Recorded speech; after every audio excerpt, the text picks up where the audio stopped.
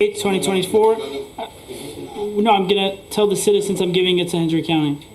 Yeah, but don't open a meeting because it's not our meeting. Okay, as our attorney advised, we're not opening a meeting. We're going to be handing over the floor to Hendry County to discuss the mine. So anyone from Hendry County? Hey, good evening. I'm Ryan Alexander. I'm the Director of Planning and Community Development for Hendry County. So like was just said, there'll be no vote. This is just a public meeting to talk about the mine, answer any questions you guys have. We have a representative from Johnson Engineering that will be making a presentation to talk about it and answer any questions you guys have.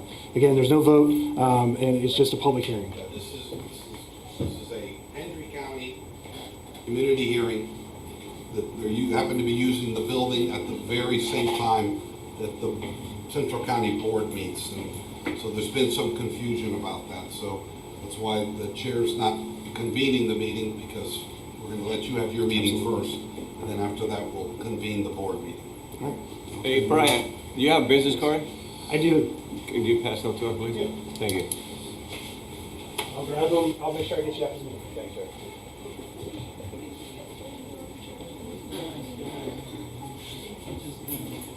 So I'll just foot-tail on that it's not a hearing either. It's just a community informational meeting, just sharing information about the project that's coming up. I'm assuming that most of you are here for. I typically face the audience, but my presentation's over here. So I'm going to make the presentation facing this way, and then I can address any comments or questions that we have after. We do have some interpreters on hand. If there does need to be some translation or interpretation, just let me know. Can you have that interpreter? The majority of our citizens here speak Spanish. So do you want me to just like present a slide, interpret a slide? Yes, let's do it that way. Let's do it that way. So I'm going to ask someone from my team to come forward and help interpret. Also, Chair, if you don't mind, can we speak a little bit because it's being recorded, so we make sure the people that are... Absolutely. I feel like I need a little height. Okay. Speak up, it'll pick it up pretty good. Okay. So the people that are looking at it online and they're going to watch it, they can hear it. I may have updated them. So you're going to use that one? All right. Okay. All right. So I just want to give some quick introductions. My name is Amanda Martin. I'm with Johnson Engineering. I'm representing the applicant, Yana. We do have some representatives from Yana, including Kirk, Fidel, Corby, and Richard, who work on the ecological and geological side, attorneys, and the mine operator. With Johnson Engineering, I've got a whole team of experts ready to answer questions. I've got Leah, she is a transportation engineer. Alfredo, Alec, and Andy will address any hydrology or water resource questions. Can I have the light on? Sorry. That was right So just a brief overview on Yana Industries. They are a family-owned, Florida-based business with about 150 employees. They've been in operation for over 70 years and have managed about 10 sand mines over their history. You may be familiar with the Ortona mine, which has been a neighbor within the community since 1961. The mining operations we are talking about today are similar in nature to the Ortona mine operations, but they will have state-of-the-art mining and updated technology. Yana has been invested in Hendry County for many years and has continued to support the community and the economy. Ok, Yana Industries ha estado aquí en el estado de Florida por más de 70 años y ya se está encargado de más de 10 minas de arena. Okay? Y una de esas es la mina de Ortona, y la mina que quieren poner aquí va a ser más o menos mucho en común con la mina que está en Ortona. Okay? Tiene más de 150 empleados y todo aquí en el estado de Florida. Lo que van a poner no es aquí en Central County, es outside Central County, ¿correcto? Es just north of Central County, norte de... ¿Estás seguro que le expliquen bien a la comunidad? Okay. Al decir que va a ser aquí, ellos van a pensar... Oh, perdón, sí. Tienen que explicar que fuera de Central County. Ok, pues ahorita vamos a enseñar un plano que va a enseñar más o menos dónde va a estar el proyecto. Ahorita vas a ir aquí. He was asking where exactly the site is at. Okay, Not we're gonna at have a this map. physical location here. It's outside the geographic jurisdiction. Correct. Otherwise, the community's gonna, thinking it's gonna. It's in here. In other words, the comments should be going to Henry County, Yes. not Central County Water Control. Yes, Correct. we will have contact information for that. Ready for the next one? ¿Estamos listos? ¿Todo bien? Sí. Okay, so now we can dive into the project details. The site is located on Sam Jones Trail or County Road 833. It's directly north of Montura Ranch Estates and about 3/4 of a mile southeast from Ladika Acres. The surrounding properties are all agricultural uses with the exception of Montura Ranch Estates to the south. Ok, aquí está el sitio, está directamente norte de Montura, mide más o menos 1,330 acres y ahorita todo es huerta de naranja, ¿verdad? The request is to rezone from A2 to PUD to allow for a sand mine and associated uses on approximately 1,330 acres. Some of you may be familiar with mining terms like borrow pit or clay pit or a fill pit that leaves a dewatered hole in the ground. Those techniques will not be used on this site. Mechanical excavation like a backhoe or a drag line are not being used on this site. The sand mining uses wet dredging instead, which is like a boat or a dredge in the water that essentially vacuums up the sand from the bottom of the lake. There's no blasting, there's no rock crushing, those familiar terms that you may have heard with mining is not occurring here. It's a wet dredging mining operation. Ok, aquí, ¿cuál es el pedido o cuál es la solicitud? La solicitud es convertir las huertas de naranja para un desarrollo de mina, ¿verdad? Para sacar arena de la tierra y minarla, ¿ok? Todo se va a escarbar mojado, no va a haber nada de bajándole el nivel del agua, nada de eso, todo se va a escarbar mojado. ¿Ok? No va a quedar un vacío ahí, un pozo vacío, se va a quedar un lago, ¿ok? Under that startup area, that 20, what's that number, Deb? Yeah, so this is the startup area, and that's expected to be completed around 2045 is when that area would be completed. La pregunta es... Yeah, I'm going to actually read about it. Okay. So the citrus farming and the ag uses are going to continue alongside the mining. The mining will start on the east side of County Road 833. While they're speaking, let's keep it to a minimum so we can hear them on the live as we come in, please. Thank you. So sorry, mining will start on the east side of County Road 833 in this white boxed area. It's about half a mile north of Montura, and it's going to take about 20 years to complete that phase of mining. The citrus trees to the south of that startup area will remain during that first phase there. La mina de arena va a comenzar donde enseña el bloque blanco ahí, va a durar aproximadamente 20 años y todos los árboles, todas las huertas que miras al sur y al oeste de ese bloque se va a quedar en operación. Eso no se va a quitar, eso va a seguir adelante en operación. We might tag team this one at a time per click so they can follow Okay. along. Okay. So this is the master concept plan. Mining will start on the northeast side of County Road 833, as I had just mentioned. Ok, aquí está el plano de concepto, donde miras el bloque negro, ahí va a comenzar la mina, ahí va a comenzar escarbando por la arena. The storage, weighing, and staging area and the commercial area are on the northwest side of County Road 833. En esa misma etapa van a escarbar la arena y la van a mandar al otro lado del 833, donde se va a guardar, separar, pesar para luego a cargar fuera de la planta. Eso se llama the plant site, la planta. Yeah, it's good. So this area is about 1 mile north of Montura and will also be developed during those startup phase. So esta es la primera etapa y es más o menos una milla norte de Montura. All of these areas will have a landscape buffer at time of construction, and we're going to dive into those buffer details on the next slide. Ok, Todo lo que mire sobre orilla del 833 y Pinecone va a tener lo que se llama un buffer, que es simplemente una barrera. Y ahorita vamos a explicar más en detalle ahorita. The mining will then move south along Pinecone Avenue. Después de la primera etapa, sigue la segunda etapa que está directamente al norte de Pinecone Avenue. Before moving west of County Road 833. Y después de esa etapa sigue el otro lado del 833, que es la última etapa de la mina. The pasture area will remain on the southwest side of County Road 833. There's no planned development for that area. El pasto que está al sur de esa última mina se va a quedar ahí, no se va a tocar. Eso se va a quedar ahí y mide más o menos 160 acres. Sorry. There's some more seating up front if you guys want to come on in.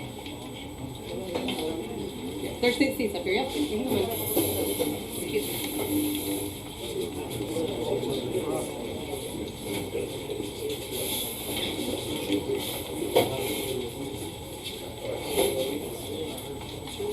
Yeah, you can turn it around this way. You have the best seats in the house. Sorry for that. So this is a very large site, and it's really difficult to see and understand the enhanced setbacks that are being provided in this area. So we're just going to run through a couple of them. Along County Road 833, the setback ranges from 240 to 280 feet, and that's roughly the size of a football field. So any activity is happening about a football field away from the property boundary there. Okay. Go ahead. No vamos a escarbar orilla de la calle, vamos a tener setbacks, ¿ok? ¿Qué es una setback? Es un retroceso, una distancia de la calle donde va a comenzar la excavación. Y ahorita vamos a en más detalle cuántos pies de la calle va a comenzar la excavación. The commercial lease area on the northwest side of County Road 83 is set back 155 feet. Pues de arriba está la distancia de la calle para la mina, son más o menos 155 pies. And along Pinecone Avenue, the minimum excavation setback is 285 feet from the project boundary, and again, that's about the size of a football field. Y en Pinecone, ahí se va a separar 285 pies de la calle. An enhanced landscape buffer is provided in those setback areas that we just talked about on the last screen. We have worked with staff to accommodate an adequate buffer that's going to minimize those visual impacts. A 64-foot wide and 8-foot high vegetated buffer with a berm is provided along both sides of County Road 833 and along Pinecone Avenue. Vamos a instalar una buffer, ¿ok? Un buffer, ¿qué es un buffer? Es como una barrera, ¿verdad? Esta barrera va a medir 8 pies de altura y 65 pies ancha. Y arriba de la barrera vamos a plantar árboles para que no se mire adentro y para seguridad, ¿verdad? So the photo you see here is similar to the buffer that will be installed and what you will be seeing from Pinecone or County Road 833 as you travel. Y aquí está una foto que enseña la barrera que va a ser hecho de tierra, y aquí está un detalle, un dibujo aquí ahí abajo para que se vea en plano. The green, red, and purple dashed lines represent where those landscape buffers are going to be installed as development occurs near those areas.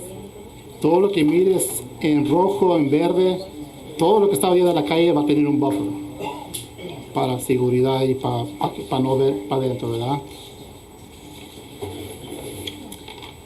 As I had mentioned, there will be no rock crushing or blasting associated with the sand mine. The dredge and the floating boosters are electric powered, generating minimal noise.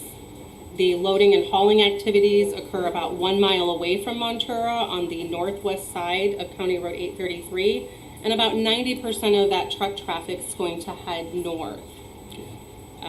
Safety measures include fencing, signage, perimeter berms, mining berms, and then compliance with the Mine Safety and Health Administration, or MSHA, standards. The commercial, industrial, manufacturing area will employ dozens of folks, and the mine itself will have about 10 employees. This project will also create truck driving employment opportunities for the community as well. Ok, no va a haber nada de dinamita o voladura de rocas. Toda la excavación se va a hacer debajo del agua. Y todo va a ser eléctrico. La draga y la excavación y las pompas van a ser eléctricas para minimar para que no se oiga mucho, ¿verdad? La carga de camiones va a ser más o menos una milla norte de montura, otra vez para que no haga mucho ruido. Y va a haber mucha seguridad, otra vez hablando de las barreras, para que gente no nomás esté entrando y saliendo, va a haber barreras. Y también minas tienen sus propias reglas, ¿verdad? Para estar seguro, para no tener accidentes. Y vamos a hablar un poquito de trabajo, ¿verdad? La mina y la planta va a construir como 10 nuevos trabajos, y la carga. La arena se tiene que salir para otros lugares del estado, ¿verdad? Vamos a necesitar camiones de dompe para todos los viajes que va a hacer toda la arena. So I know truck traffic and road conditions are a concern when any development is proposed. We have worked closely with staff to understand the road conditions and the improvement needs in the area, and we've been cooperative to accommodate those needs. There are two commitments worth mentioning that Yana is making to improve road conditions in the community. First, space is dedicated on the plan for future road widening. We have accommodated space on both sides of County Road 833 and on the north side of Pinecone Avenue for future road widening. And then second, the applicant is financially committing to provide funds towards repaving and resurfacing County Road 833 from the mine entrance to State Road 80 before operations begin. Y ya sabemos que la carretera 833 sí está dañada. El aplicante ya está, va a dar fondos para mejorar la calle, ¿verdad? Y se necesita, también está dejando espacio para hacer la carretera más ancha, no nomás el 833, pero también el Pinecone Avenue. Van a dejar espacio para hacer la carretera más grande y están dispuestos de poner fondos para arreglar la carretera. As I had mentioned, wet dredging is used to mine the sand. The majority of the water is recirculated on site and it returns to the mine pit. Water is contained on the site. There is no dewatering involved. To give perspective of the expected water use, the current ag operations typically use more water than sand mining operations. So the overall water use is intended to reduce over time. The South Florida Water Management District and the Florida Department of Environmental Protection requires that we meet permitting criteria. So this includes installing monitoring wells, which monitor water levels and water quality to ensure that there's no negative water impacts to the surrounding properties. Porque otra vez la mina es para excavar arena, no para sacar agua, ¿verdad? La agua se va a quedar ahí y va a quedar un lago, ¿ok? Cuando llueva, ¿cómo vamos a mantener el agua que se queda dentro de la mina? Pues vamos a construir muros, barreras para que no se salga, ¿verdad? Cuando llueva, se sube el agua, nada se va a salir, vamos a construir barreras alrededor. También tenemos que agarrar permisos del Estado, hay reglas, hay requisitos, tenemos que entregar, ¿cómo se llama? Records, para saber que no va a bajar nada el agua en la mina y tampoco que la calidad del agua va a seguir, pues, va a seguir bien, ¿verdad?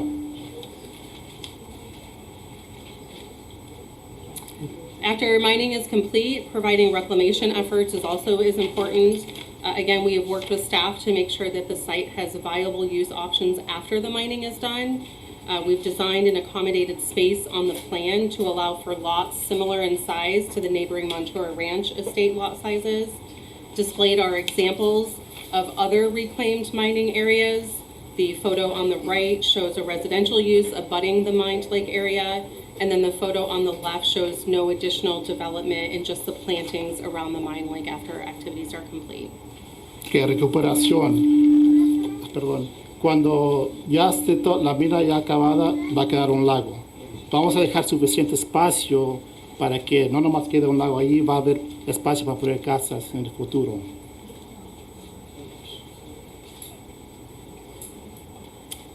So let's talk a little bit about where we are in the review process. Right now, we are still responding to staff comments. After staff determines that we meet the criteria and the application is found sufficient, the project will then go to an LPA hearing and a Board of County Commissioners hearing. We anticipate moving through this rezoning process by the end of the year.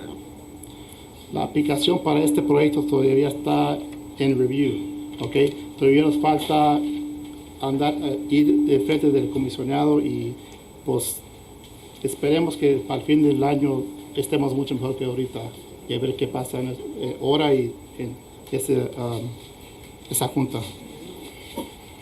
So that wraps up my portion of the presentation. That's the information I have to give, but I will now look to the audience for comments or questions, and if Before we get to we... the audience, I got two questions. Okay, Are you Amanda, correct? yes. Okay.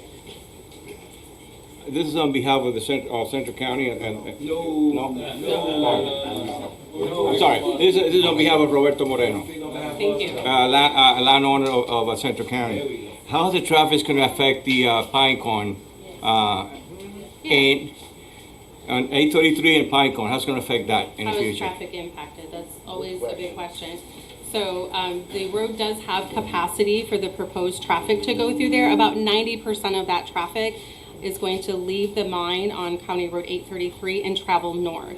So 10% is Move expected. that way, but something's going to come down Pine, but that's fine. The next, one second, I'll take a few more questions if you don't mind. Okay. The next question, for how long this mine is going to be operational? Entirety on both sides of County Road 833, it's about 100 years. Okay, so that what you show there, those housing is going to be 100 years from now. That is correct. That is So way that's not far in the out. near future. Correct. Okay, and how big that's going to be, that lake, or that you're going to live there? How many miles? I think it's about 350 acres on each side. 350 acres on each side. Okay, it's going to be a 24/7. Yes. So dredging is proposed to occur 24 hours. That's boat operations. Traffic is limited to weekdays 4 to 4.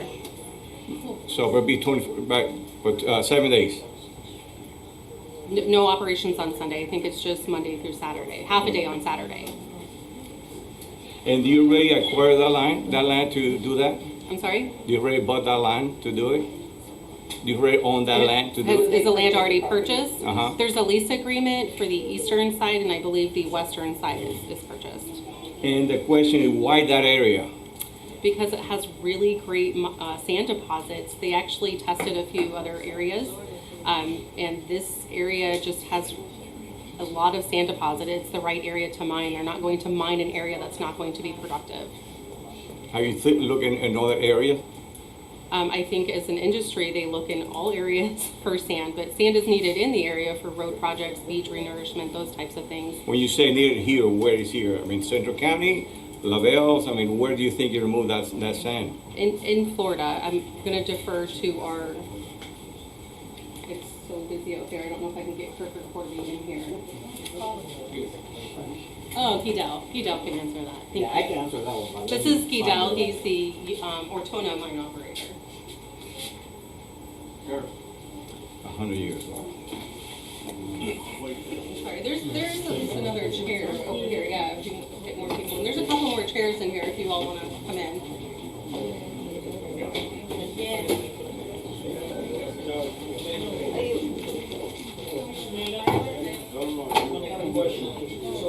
Majority of this sand, is there a big project going on somewhere that a lot of this sand is going to be allocated to and sent to?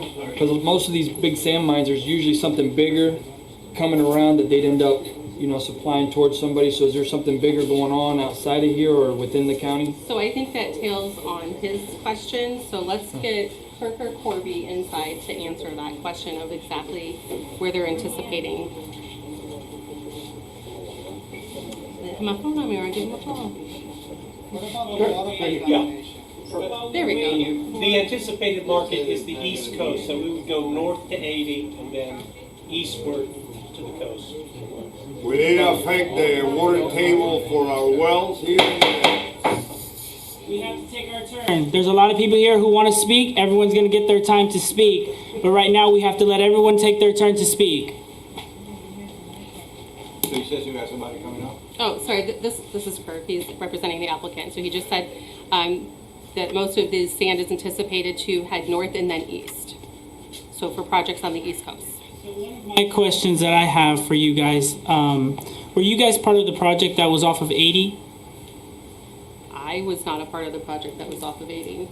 You guys didn't have any projects regarding off of 80? Did you guys have any projects in Glades County? We operate the Ortona mine in Glades County. Okay. The 2 mines.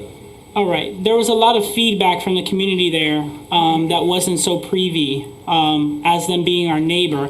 And the rest of the board, I don't speak for them. I speak as the chair, as an elected official for the body of Montura. And many people here in Montura don't think it's a great idea. The people in which govern Montura is all of us. The county didn't, and I want to speak to whoever's over Johnson and then the county representative after. We weren't privy of communication. We like our community to be aware of what's going on and what's going on. If we're going to pay from 80 to the beginning of the landmine, what does that do to benefit us as a whole, as a body? That's number one.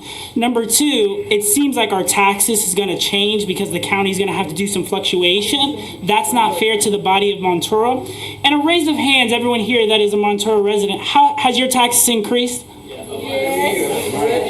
So with that being said, if you do want to put a beautiful project just like the airport across on the other end, what benefit does the whole as a body of Montura get? Just a road that you guys say you're going to pave, or more jobs that you guys promised within 100 years, or a community? I'm sorry, but through all the comments that I read, there is no one that wants it. Now, I'm just speaking.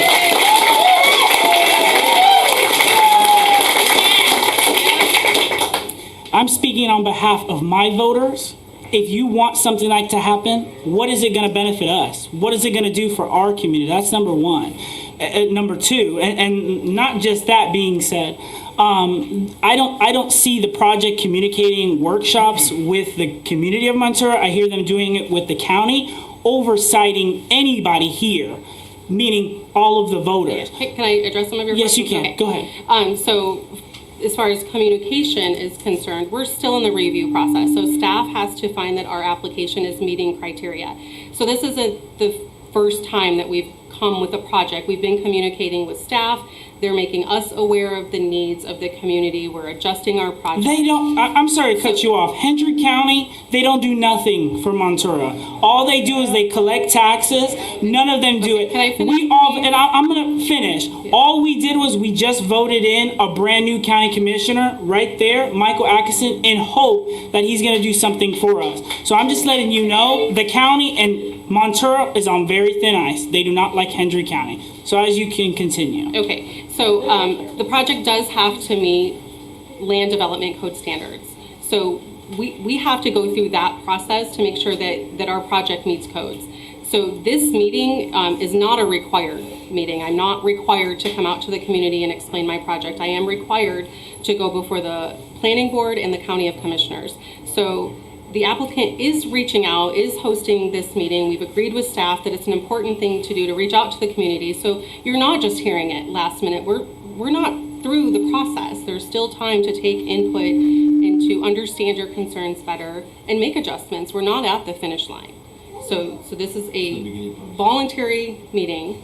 About midway through the process, it takes time. You don't show your first sketch, to when it's not finished. So we're not finished yet. We're still working on it, but we're about halfway through the process. Let's make clear also, Johnson Engineering is not going to invest time and effort and funds talking to the community like you're doing right now if they don't have something that they know they're going to get. Let's make clear that. No, the county has to. I understand that, but Commissioners have to approve this. I understand Yeah, so that, it but still when they has put to the go effort through and an time, approval they know they're process. going to get closed. Yeah, and then I think you had also mentioned taxes and the road repaving. So I know that Hendrick County overall is going through tax changes. I've been in on those meetings and I've been following them. So I do understand that there is a financial impact to everybody here, whether this project is approved or not. Like, it's not going to change that. Mining is an agricultural use. We're not putting in a commercial retail center across the street, so you're not expecting those types of tax changes coming your way. As you mentioned, we are committing to financially commit money to repaving, resurfacing the road, and those funds are being committed up front. It is a part of our PUD package. There's a lot of commitments that are coming along with this, so they're in writing. So they're not just ideas that I'm spewing at a meeting, they're ideas that are in writing. So any of those traffic needs, I believe Shane is still evaluating those. We've proposed what those are. He's evaluating them, making sure that they're viable numbers to do the resurfacing and repaving. So when you mention the 3-lane roads, is that going to be from that project all the way down, if it's approved, all the way down to 80 with lighting in the whole scenario? The reason I'm saying is the county not too long ago, thankfully, put some markings on 833 because 833 was pretty dangerous.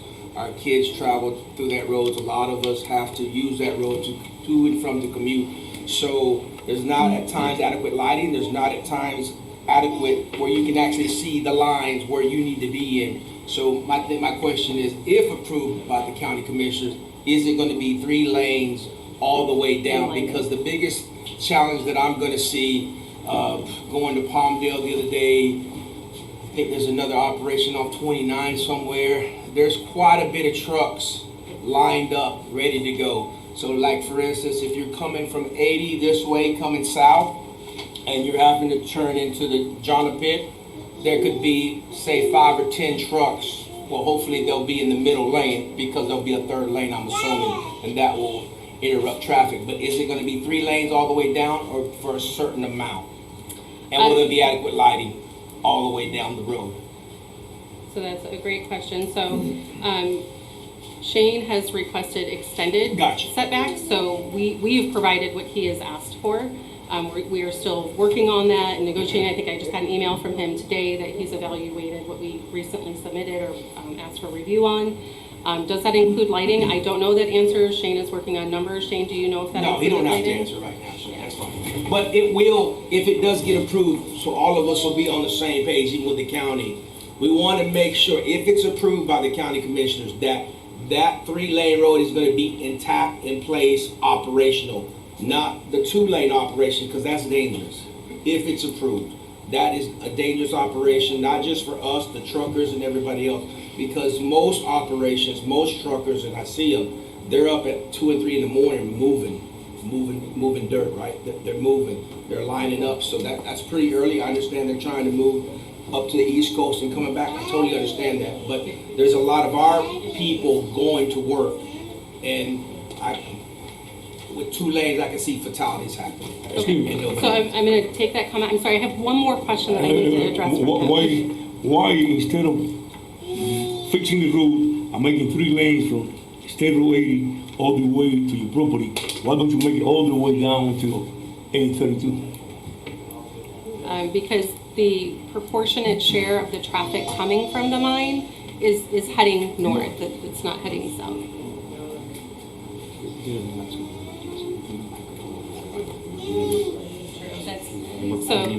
So as Mr. Aiken just mentioned, we're not in control of other people's property. So we are dedicating area and space on the Yana property to accommodate for the road widening. So I have not continued down and asked all of my Montura people to donate land or reserve space for land.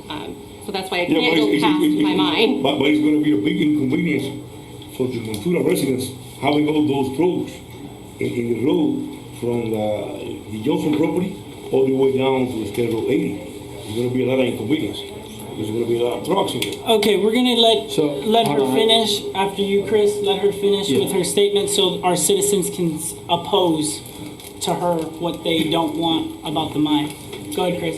So I think the other comment you had as well was that jobs are not coming for 100 years, and that is not the case. The mine operators and those associated jobs that were up on the screen, those jobs are needed as soon as operations begin.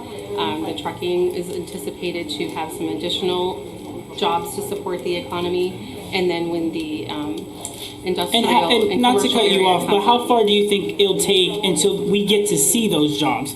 Yeah, so we anticipate being finished with that first mining area, I can scoot back to that, within 20 years. So that's a much shorter time frame of saying that within 20 So, years. so I you're saying anticipate within being 20 done years with the- we'll start hiring for that? I would say well before the 20 years. I anticipate being 5, done. 10? Do you have a number? Yeah, as soon as mining operations begin, like, we need employees, as soon as operations begin. So we don't have a set number on when we could start looking into hiring, is what you're basically saying. Because from your experience of doing the mine work, you should know from beginning to end how long it took from the planning stage. So from your last other mines, how long did it take from this stage I am into feeling hiring? a little bit attacked and interrogated, so I'm trying to answer your question as best as I can. Okay. The entire mining operations are expected to be completed within 100 years. This startup area is anticipated to be done within about 20 years. So when it begins, we anticipate it'll be finished in 20 years, but when it begins is when jobs are needed. You're asking me to put on a date, when is it starting? I've been working on this for 2 years already, and we're just now here at this part of the process. So any of am I the other gonna mines say you don't it's have gonna start? experience from when you started the planning process and then started looking into hiring people? I can ask out, but each county has different 2 rules. to 3 years. 2 to 3 years? Are you with Johnson Engineering? No, I'm with Yana. 2 to 3 years is approximately how long it takes us to start the mine, to build a facility, and we immediately start hiring, as do trucking starts immediately. So 2 to 3 years is when the hiring starts. I have a question. Can you let the community know, when you talk about jobs, can you express or roughly what type of salaries we're talking about? Minimum wage? What are we talking about? We'd be more than happy to get that together and get that to y'all for the community, absolutely. Appreciate it. So I got a question about, because they have a similar situation going on south of Garcia's, all the people that are coming out from Broward and Miami side.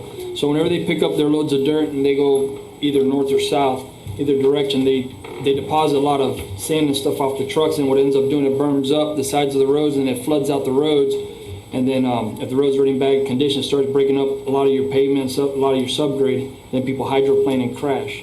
So I know you all are proposing to do from Pinecone to 80, so south of that, it'll still affect this community in that sense too. So if they're gonna have to cut out and scrape the edges of them roads, Hendry County's gonna have to do that. I'm sure they're gonna put our taxes higher to pay for that stuff. So I appreciate the comment, thank Yeah. you. So it is a sand mining operation, it's not a muddy operation. There is like stacking area. So the sand is anticipated to fall off the tires, that Yes. type of stuff, on the site. I've gone out to the Ortona mine and have seen that there is a small amount of sand that piles up, Yeah. and I believe it is in our proposed conditions to maintain that, so that it's our cost to maintain near the entrance of the mine there. Yeah, because we see it down there all the time, and it ends up down in the drainage systems out there. So we've physically seen it. We know that it happens. Because a lot of that stuff falls off, and then there's some guys that they don't close the bed of their truck, and as they're going, you just see it just pouring out, and then all that. And then when you get your rainstorms, end up washing out, you make your berms, and then people are hydroplaning and crashing. And there has to be a maintenance behind that too. And I don't think that your company or Yeah. that they're going to be the ones doing that. It's probably going to end up falling on Hendry County. No, I believe it's in our, I'm going to make a note of it, but I do believe it's in our proposed conditions to maintain that. I mean, Yana wants to create a safe environment for Right. their truck drivers. They don't want Yeah. accidents occurring, et cetera. They do want safe driving conditions, and they want well-maintained roads. Yeah, because everything south of us, I mean, them roads are pretty bad shape. So, I mean, from Pinecone to 80 will look good, but everything back towards reservation side, I mean, it's going to be destroyed. And then whenever they propose to fix that, I guarantee you taxes are going to go up, or they're going to leave it abandoned and it's just going to get destroyed. And you mentioned in one of your comments that John or the company's only going to take care of their part. So John doesn't own all the way to 80, so that's my question, is on that 3-lane road only going to be a certain section? That's leased land, right? Correct. I can only put aside space on land that I have control over. Okay, for the community, John Whitten. I got one more question, if I can. Yeah, go ahead. How deep are y'all gonna mine? That's a great question. I believe on one side it's about 150 feet and the other is 130. Yeah, that's the depth. Most people's wells out here, they're about 100 foot, 80, 100 foot. So I think what I heard from what you just said is that you're concerned about water leaving the site and the taking of water. It's like evaporation that's occurring. That's the water leaving the site. It's a very de minimis amount of water leaving the site. As I had mentioned earlier, citrus ag operations require a lot of water. Sand mining requires substantially less water than ag operations. So we're expecting a decrease in water use over time. And they already completed like a hydrological study on that. As far as the water, they haven't got that far into it yet, within the hydrology of that area. So we have looked at the area generally speaking, but as I had mentioned during the state permitting process, they're going to have to install monitor wells for water quality and water levels. So those will continue to be monitored. Yeah, because I know that you're surrounded by U.S. sugar, and then what ends up happening is there's a lot of nutrients and stuff that end up leaching over into a lot of that material. And then once it is taken out, it's going to end up being in other places. I'm going to defer to our water expert. So as far as surface water, no surface water is leaving our site. Right, but I mean, so that land used to be orange groves? It's currently That's currently orange groves as we speak. Okay, and they've done soil sampling on it to see the phosphorus levels or any type of nutrient levels in there? Yeah, because what ends up happening is like if you take an area that had a lot of heavy ag on it, and then you start removing that material, and then you send it to other places, all that's going to start leaching off within the community. So I mean, it could end up to your waterways and stuff. Correct, but you're talking about water below the ground. As far as surface water is concerned, nothing will be. But the sand. So if I decided to buy a load of sand from y'all, and let's say that it's just full of nutrients, phosphorus and stuff, how are y'all going to control? There has to be that threshold. Only I don't know if you understand what I'm saying. Like how contaminated the soil is going to be from aggressive ag. My name's Alec, by the way. I'm a hydrogeologist. Are you concerned with the material leaving the site having impacts? Well, whatever's going to be in it, because some of that's going to leach out into the water. Okay. So and then, I'm sorry, go ahead. No, the mining, I mean, it's a saturated, Yep.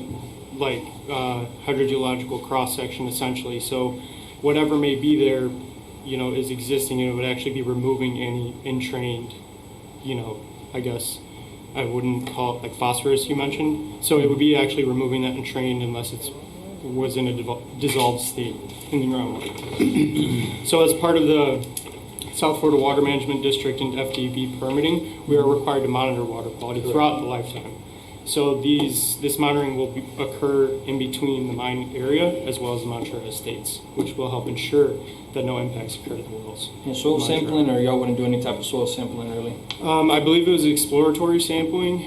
As far as, material, the water table is so low. So if you take a sample below the water table, it's considered a groundwater sample. And stormwater runoff. So since you're going to have a berm as it runs off into the right of way and the swells and everything. So for instance, when you get close to Pinecone, all that will stay on that side. Yes, It all won't, water will it stay won't on the affect site. our infrastructure on our side. For surface water, no. Okay, John Whitten, first public comment. Yes, just to make everything completely clear, I don't care anything about how many jobs you bring. I don't care anything about what you do to the road. I do not want you here. Because 600 trucks on a road that my family travels every day. We've all seen the dump truck drivers. We don't want them here. We are protected by zoning laws. Right now, they're trying to change the zoning. Yes. Those zoning laws are here to protect these people here that are here because they love this lifestyle. Don't change. Those laws are here to protect us. We're the ones that built that road. We're the ones that paid your taxes. What they're promising right now, no. Juice plant didn't do us no good. Solar field didn't do us no good. That boondoggle that they got at the end of my driveway ain't helped nothing. We do not need any of this. I don't want them here. Protect me. I bought with those zoning laws in place to protect me. Now they're asking to change them after I've been here for a lifetime. Don't do that. Protect me. That's what those zoning laws are for. Amen.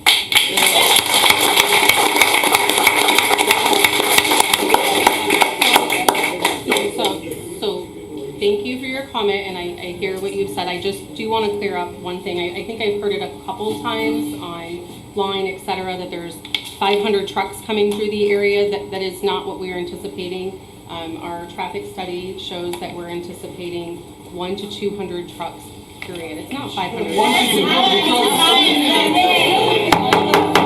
Let her speak. Let her speak. She was respectful to let us speak. Let her speak. So those trucks are distributed throughout the day. It's not 100 trucks leaving in the morning when you're trying to get to work and 100 trucks coming back when you're trying to get back home from the day. Those are dispersed, and that higher end number is at like the highest peak capacity of the mines. So it's not 500 trucks, but I do want to acknowledge that there are trucks on the road. So And I still don't care. I don't por el Milky Way. That's one of them. I don't want you here. Thank you, Mr. Wooden. Thank you. Last night. You too. Next public comment, Brenda Vasquez. That's me. This is my first meeting. First, I'll say to you, sir, up there chairing this, God bless you. Thank you. Second, I wouldn't want your job for $1 million. They don't pay $1 Because I'm million. gonna tell you that there isn't anything you can tell this batch of people here who've lived here. I've been here 9 years. And we've lived here and we've seen what the trucks that are doing the 833 now do. We've seen the accidents. We've lost loved ones on that road. You cannot tell me it's gonna go north completely when you tell me it's going to the East Coast when the shortest route goes down through Flag over here as well, back 833, cut across to go to over Miami in that area. So you're taking the dirt over there. They're going to be going south on 833. All this traffic is going to be lining up on the road that is already extremely busy, lining up to hit on the road that stays busy, has multiple traffic accidents a year on Highway 80. Our water level, you just said you anticipate a decrease in the future. When he asked about jobs, you couldn't give an exact date or time frame on that. 2 to 3 years, we finally heard. When are you going to leave our water level alone for our wells so we can have water in our housing and not be dredging it up? You're going to be hitting the water line underneath. You're going to be taking water from all of us. And that water table cannot be depleted any more than what it already is. We already have the fire drought, the fire hazard things that go up all the time because the grounds aren't wet enough, and you're going to make them drier. You're not making sense. This project isn't going to benefit us at all. Not even in 2 to 3 years with all of the potential employment. You might hire 10 or 20. You're going to have truckers going up and down our roads. We already see other truckers. And how many of you have been behind sand trucks or rock trucks and they take over and they own the road? We don't want that on 833. This is in our community. We use that road, and we don't want it here. So I Thank don't you. need a response back. You can't give I me know, one I that's think going there's to been some satisfy me. confusion, I understand that. I think there's been a little bit of confusion on the reducing of the water table. There's No no confusion. anticipated reduction of the water table. There's a very minimal amount of water leaving this site. There's no buckets of water, trucks of water leaving this site. So I just wanted to clarify that, but I hear your Honey, concern. I hear your paid comment by your employer. It doesn't matter to us. We all live here. We know what's going to happen. Any more comments? Yes. Joseph McLaren? Talk about the water station. I got a hundred foot water and you can't even drink the water out of it. It comes out as thick as brown. What do you think it's gonna do when y'all start that dredging? And I know about dredging. I come from Tampa where they do a lot of dredging. And when you fill that back in, you're gonna have sinkholes. So don't tell me about dredging for sand or rock or anything like that. You're gonna have sinkholes regardless. You can't build on top of it. So there's no plan to build back in the Yeah, you're mine. taking property away from us, and you can't build on top of it. No, so we're reserving You space can't on cover the, nothing. we're reserving space on the outside of the mining limits. We're not mining up to the property limits, we're leaving space so that something can be built there in the future. And we're not And filling it's back 100 in years the from lake. now, you won't be, I won't be, all these people won't be here. Our kids will be here. And what they gonna do? That my great-grandchildren won't even be here. And you, like I said, the water thing, and you can't drink water out of my property now.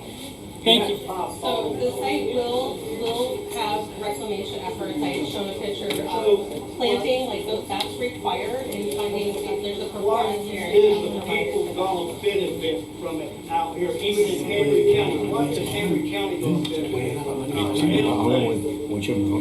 Y'all gonna get the sand, y'all gonna get the sand, take over on the coast, where we don't even go to the coast. Thank you, We Joseph. don't like the beaches over there. Thank you, Joseph. Troy? I got a couple questions. All right, you're gonna suck the sand out, and are you gonna put anything on the side to keep the groundwater from bringing the sand from our property over into your property? Because you're saying you're only gonna go a certain amount of feet, but I've dug in many holes out here, and they always seem to just fill in. So that's gonna be a hole that's just gonna fill in with everybody's property eventually.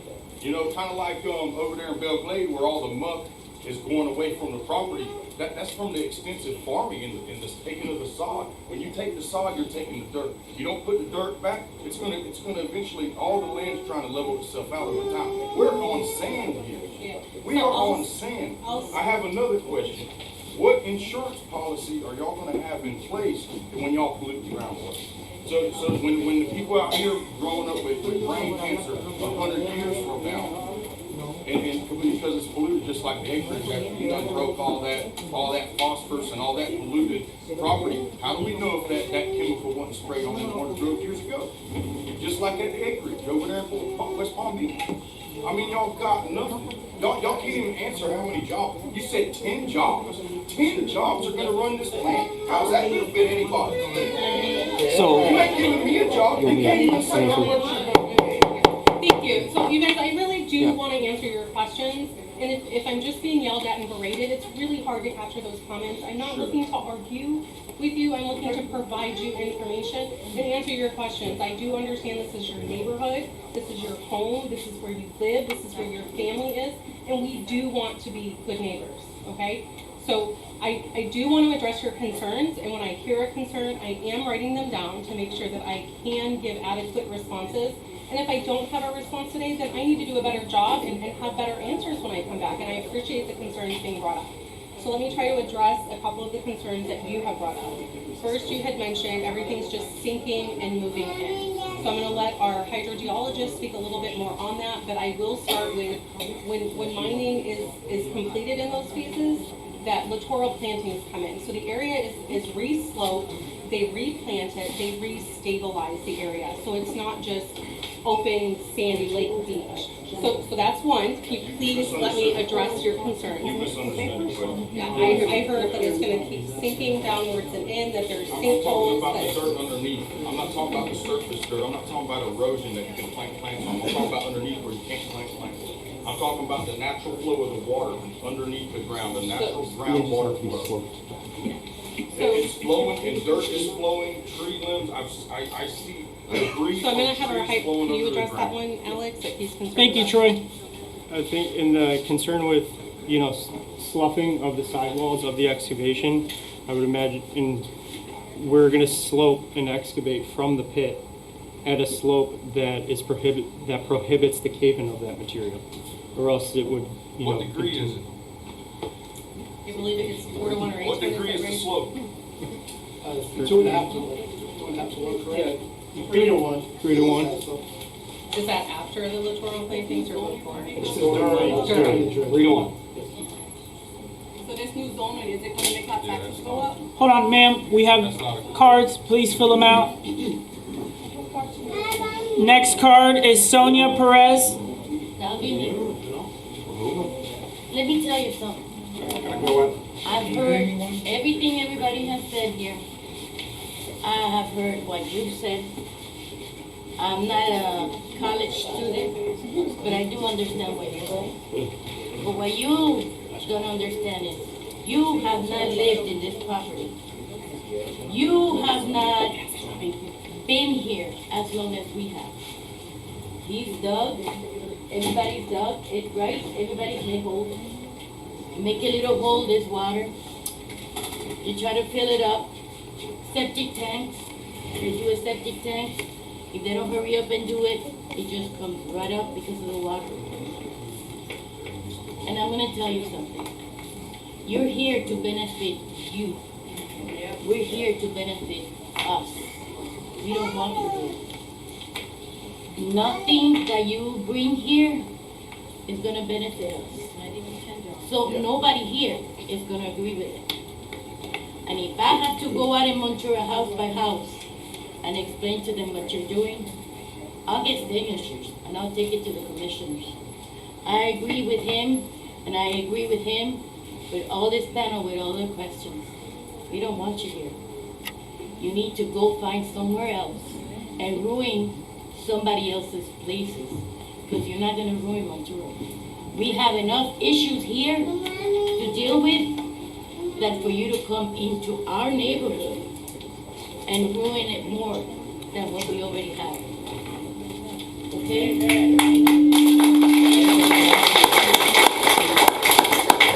I appreciate your comment.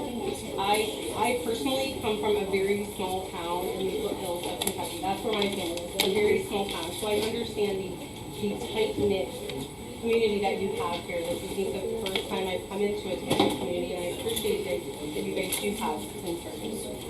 Any sort of development is hard to see coming in, and I'm just going to reiterate that we're not building Mall of America across the street from it. It is an agricultural operation.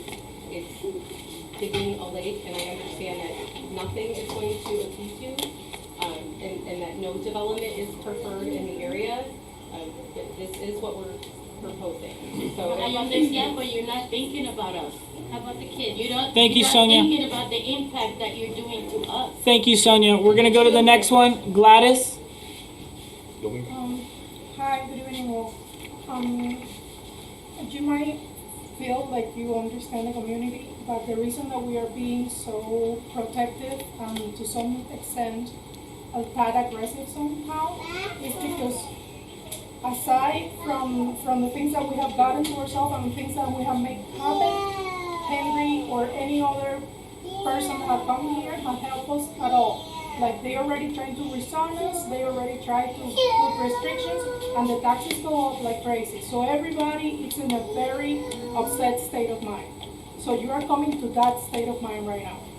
The question that I have is, how can I see who have done your studies to see that those studies are like where do we get information to say, we have done these studies are valid, these are reputable companies, we are saying, we are telling the truth. Yeah. And the second, so I can let you speak, is there a way that the community can actually dispute this and we can put solid arguments so it doesn't Yes. happen? So to answer your question, we have to go before all of us as residents here and landowners. We have to go to the Hendry County Board of Commissioners meeting. The problem is every time they know we all get together, they cancel the meeting. So the problem that we have to do is find them on social media, find them at their certain other locations and get them there. Because the reason being is publicly, they will not address us as a whole and come to our clubhouse and have a forum meeting there, because every single one of the voters here in Montura will show present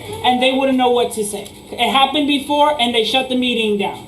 Thank you for telling me that, Mr. Santiago, but just for everybody to keep in mind, most of the people that live here are either people that came here to retire or live peaceful, and or some of us are not active social media users. So we need to find a middle ground so we can all gather and then complain. Because most of the time, some of us are in the Facebook group actively talking. But you know why we are actively talking? Because the neighbor next to me doesn't use Facebook. Yes. So I have to gather whatever he has to say and bring it to you guys. And I understand that that's the way the things are now. I'm sorry that I'm not addressing you directly, but you know what? We have to find some other way to do it. Because they are not hearing us, because we are not using social media. But most of us don't have social, well, most of them, my neighbors don't have social media. And that's not a way to do democracy. Democracy needs to be done face to face. They canceled, we had 4 meetings that we were supposed to address them as a whole regarding taxes and property. And they canceled it because of high winds when it was in a structure. Then they canceled it again due to some magical incident. And then it died out. And then when we all came back again to go to the meeting was preponed and pushed to a later date. They do that every time. We understand, but So can I address this a little bit? Yes. So what I'm hearing is that Montura is a very organized group. You all want to be heard. You want to have your time to get your comments in. And that meetings have been canceled in the past. I don't want to do 4 meetings. I don't. So our county staff is here. They know that you guys are an organized group and that you're going to show up to a board hearing. So I think we need to be prepared for you all to come to a board hearing I thank you for and be heard. understanding, So, but this is not the first time that we bring this concern. The reason that we are voicing this out is because they have tried, we have tried, some people here work, they have kids, they have family. The same way you don't want to go to 4 meetings, we can't afford to Yes, go to 4 meetings. I Some of us completely can't even afford the understand. taxes. So We need to find a way so they listen to us respectfully in the democratic way, but they need to listen to us because we are paying the taxes. But those roads, we cannot drive on those roads. Thank you, Gladys. the other 2 comments that you had was like, when can you show up to be heard? The LPA and the board meeting is the appropriate time to do that. And how can I find out the studies that are supporting your Yes, proposal? so that was your other question, was those backup materials. So anything that we have submitted to the county has, we are getting ready to resubmit a response package to their comments. And Ryan has asked that we have a complete package. So when they have a comment on groundwater, we respond with a new groundwater narrative and update it. He's asked everything you've ever submitted, can you make sure it's up to date and give me a full package. So that's going to be coming within the next couple of weeks, the most updated information. Ryan will have it. And at the end of the meeting, I'm Ryan Alexander, I'm the planning director for Henry County. At the end of the meeting, I'm giving Mr. Marino my business card, if anybody else who needs it. You can give me a call, shoot me an email anytime, and I can send you those stuff. It would be awesome, since I have your ear, it would be awesome that since you're here. Gladys, Gladys. You're here for every month. Gladys, thank you. We're going to move over to Christopher. Yeah, my concerns was the roads. Same thing, the roads, and you guys mentioned something about the water table, and that you guys would be under doing everything under ag law, right? One under agricultural. You guys for the water tables, right? Well, they were the same ones responsible for tilapia farms here in Montura, and I want everybody to just make sure you guys remember that. Agricultural, they write those permits for tilapia farms to be here in Montura, and now you're saying that they're going to be the ones with the water permitting too, part of that. They haven't come through from Montura before with other permitting either, as to where, you know, the neighbors, I was just here last month, had the pipes running through the fencing, and nobody from agricultural even found out. Nobody from Central County even found out. So on top of all the bad roads that we have, you guys want to put another 200 to 200 trucks on our roads? Yeah, that's why everybody's here. There's enough messed up roads inside of Montura, and there's enough stuff going on here. How are you? You guys still haven't answered one of us. How are you guys helping us? So, what are you doing for the community? So what are we doing for the community? So it's not widely received formally here, but I'm going to repeat it again. It's not just 10 jobs. It is 10 jobs for the mine operations alone. So there's anticipated to be dozens of jobs in that commercial lease area. So that's going to further support the community. And then the truck driving opportunities as well. So it's not 10 jobs. I know that the mine operations take about 10 jobs. The Let her speak. Let her speak, please. And then I heard the concern for road conditions. We are financially committing to improving County Road 833 and reserving space on our plan for that road widening along County Road 833 and along Pinecone Avenue, because that's the property that we have control over. So the benefits are wider roads and a financial commitment to do that, and then not 10 jobs, but dozens of jobs. So I know it's not widely received, but that's Part of my comment was for coming here was, besides this, was the roads. As a citizen of Montura, of the problems that I have inside of Montura with the roads, on top of the problems that I'm coming here to try to resolve here with the board, now it's an extra 100 to 200 trucks on the road. You can see how some of the people here wouldn't be too happy. yeah, understood. I appreciate your comment. Thank you. Amanda, out of respect for your team and anyone else, if they'll like to speak, because the comments are continuing and they're all negative comments, they're all opposed comments. If your team would like, or you would like, I can continue down, or we can move forward with it. But as you can see, the community is in not agreement to it. We still do have to get on with our regular board meeting. So I just want to, I agree, yeah, like how can we facilitate it more? I think I've heard a lot of comments that the audience is not supportive of the project.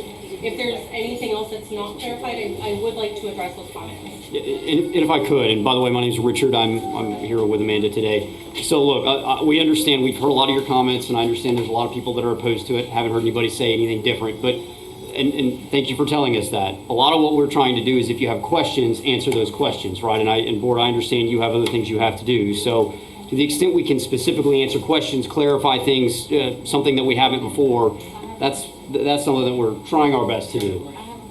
So, Okay. Mr. Chairman, it's up to you. as to Okay, what you so want to do. we're gonna continue. Yes, please. Okay, so the next person, I can't read your name, the address, I'm gonna just say the last, I can't even read the last four. Let me see if someone else can read it. Enrique. Okay. You guys, It's okay. you guys say there's gonna be plenty of jobs. Let's say 100 jobs. How many of those jobs will be for our benefit, the people who are here, and how many are you gonna bring people in? Because we're not trained for this kind of work. Okay, so you're not gonna give somebody that's cutting sugar cane to run one of your, trucks or anything. So,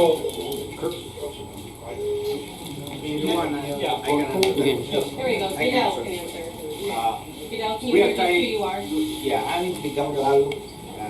I work for area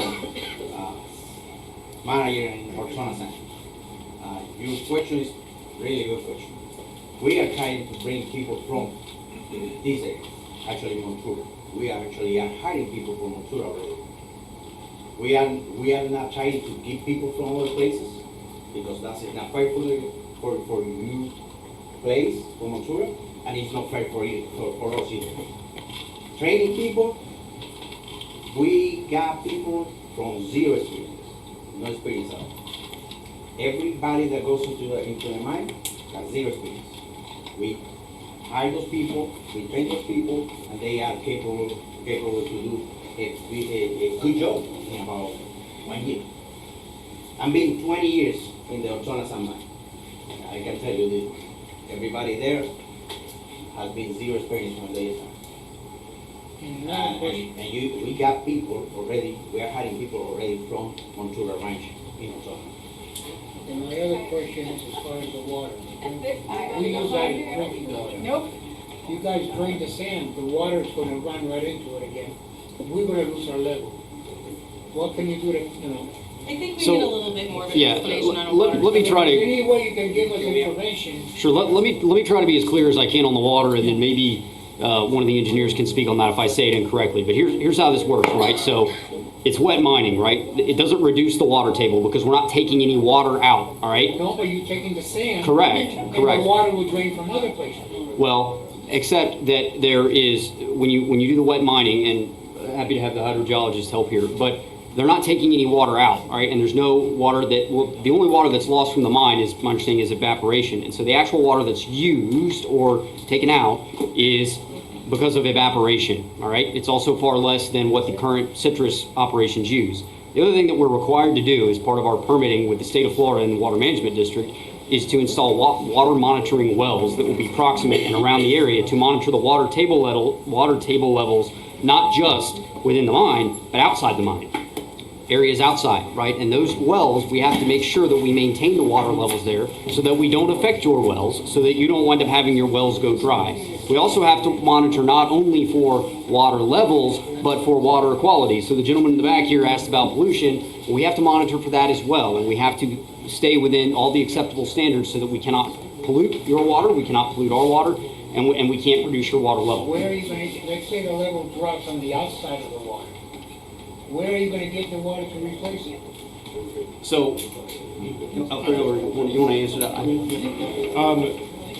So the water level monitoring is preventative. So they actively monitor. We have to do a certain frequency. So before that lowering, if it were to occur, which we do not anticipate it occurring because of the rapid recirculation of water that's removed in the process, comes right back in. So you're actively recharging while you're withdrawing the water in the sand. So there's no anticipated dewatering, but the purpose of those monitoring wells is to catch that before that drawdown, if it were to occur, ever leaves the site, before it would hit your wells. I can't figure it because you're going to take the sand out that would bring the level of the water into your void. So I and think then once you get that void, the water's going to drain from other places and come in. So your level is going to be perfect all the time because the water's coming in from other directions. So I think that the water level discussion is not translating well. So what I'm hearing is that I need to come back with a better diagram or better explanation because it's not translating well in words. So I'm going to make a note to have a better water level diagram discussion. That lake is gonna rob us of our well water, man. Hold on, we It's got gonna to fill up with our water.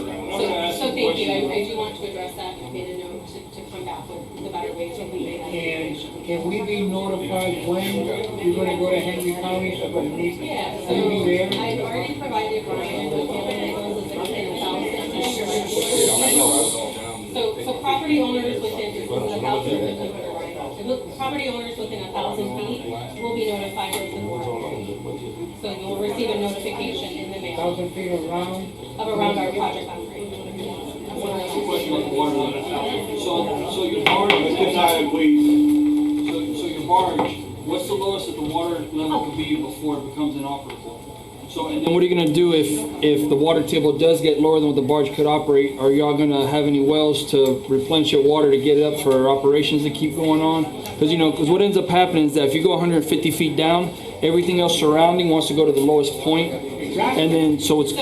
So we actually have all of this in a narrative format, and I think verbally communicating it is not translating well. So I think I need to come back with a better diagram or description of it because I'm hearing the question over and over, and it's not conveying well. So I need to come back with better information to better explain the water level questions I'm getting. Okay. And to the manager of the Ortona pit, glad you're here. What on average do you see for your team for salaries? What are we looking at so we can have an idea? I cannot openly discuss that, say, I cannot give you the answer. How about a range? How about I can tell you it will be, I can tell you it will be more than double than the minimum salary. That's what you So the minimum is roughly 15, so yeah. I cannot tell you exactly. No, but I'm saying Minimum though. I would hate for the community to say, oh, they're gonna bring jobs and it's $8 an hour. No, it will be more than double of the minimum. So it'd be more than respectable. Yes. If it came in. Okay, thank you, sir. Next person is John Whitten. No, he's already went. That's already done. That's right now. How about Pedro Garcia? Oh, yeah. Yeah, hi. My name is Pedro Garcia. I'm one of the newest residents of Missouri. Been here for about 2 years. And I happen to be a resident of the Kendall area. I lost 2 houses before mine before. And one of my relatives lost another one of sinkhole or explosion, even though you guys saying there's going to be an explosion, but over time, something would have happened. So what I would say is, when I moved here, I'm moving because I saw the zoning, and I like it. I saw everything I got there to come over here, be in peace, get retired from the Marine Corps, and now you guys want to rezone for your own interest. But in the balance, our benefits are here, and you guys are going to be here. I don't see any benefits whatsoever, even for the kids, for the residents of Ventura, to have this amount of trucks going all over the places, dark and everything. In reality, we should say no to it. Right? That's what I have to say.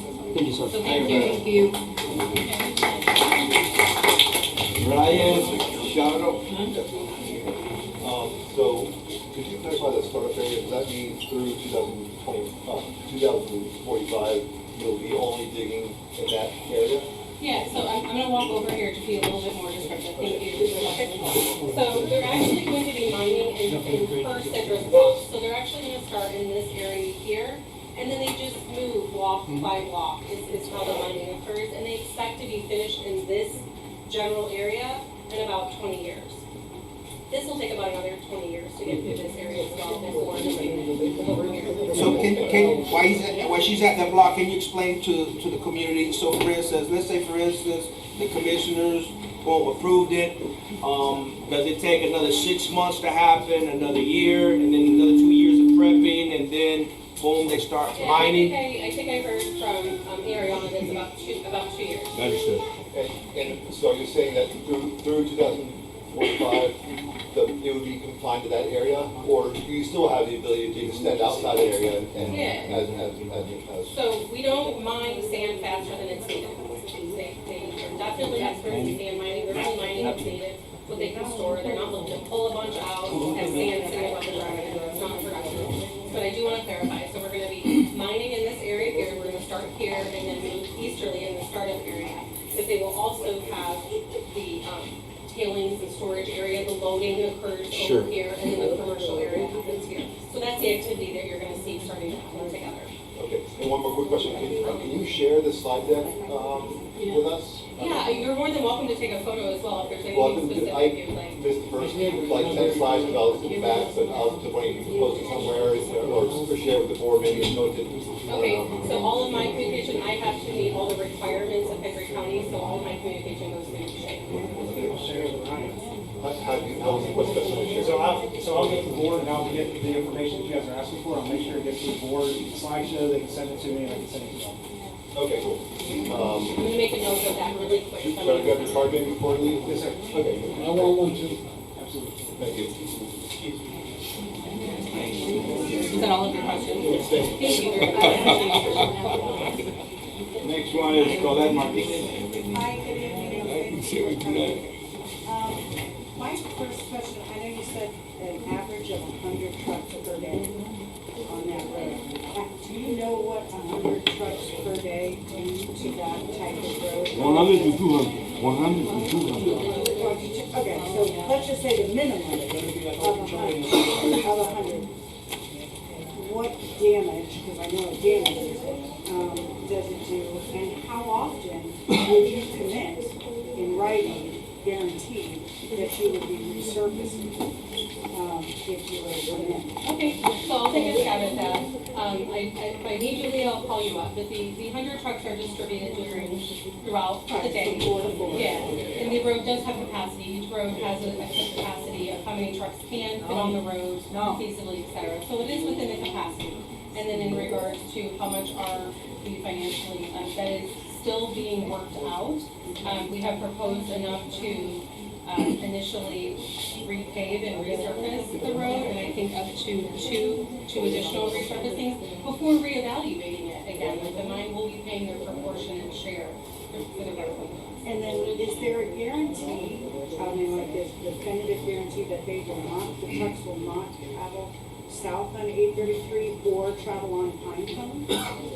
So currently our TIS does address which way traffic flows. Like, she is genuinely an expert in traffic. I am not an expert in traffic. And just where the highways are, like, I know somebody had mentioned like the best route is actually to go down. Roads are made for trucking. There's certain state roads made for trucking.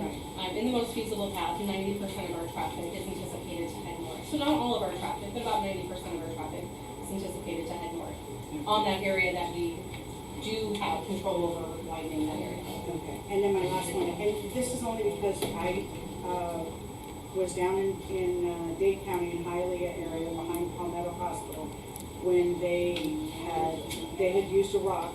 They used it as rock pit for a while, then they filled it, but while they were still mining, we had a 70-something acre where we had horses, and we had multiple shallow wells and then several deep wells. We had multiple fails on our wells because of they were pulling out so much rock. Our water was then dripping over that way, and I think that's what he's trying to ask again. And I know that they've asked you again about the water, and I'm asking you again. Yeah, so maybe I can explain it a little bit different. So rock mining is different than sand mining. I mean, when you fill a glass, a jar with a bunch of rocks, you're not going to fit that much water in it. If you fill a glass with sand, you're going to fit a lot of water in it. So the water moves freely through sand as to where it doesn't move as freely through rock. So rock mining is a different operation. I actually did a bit of research many years ago on the East Coast for their mining concerns over there. But sand still does, even when you take out that sand, it does produce that void that then is going to, it's going to introduce or allow that any of our water. And I know we dug our well pretty deep, but I know I've heard from the major well guy. People's wells going dry out there. That there's some people that only have 80-foot wells. Yeah. Okay, 80 foot, yeah. I mean, we're double that, but I mean, for the people that Some are at people are, some 80 aren't. foot, yeah, and some of the older wells are very shallow. Yeah, You know, we get into that water table, yeah.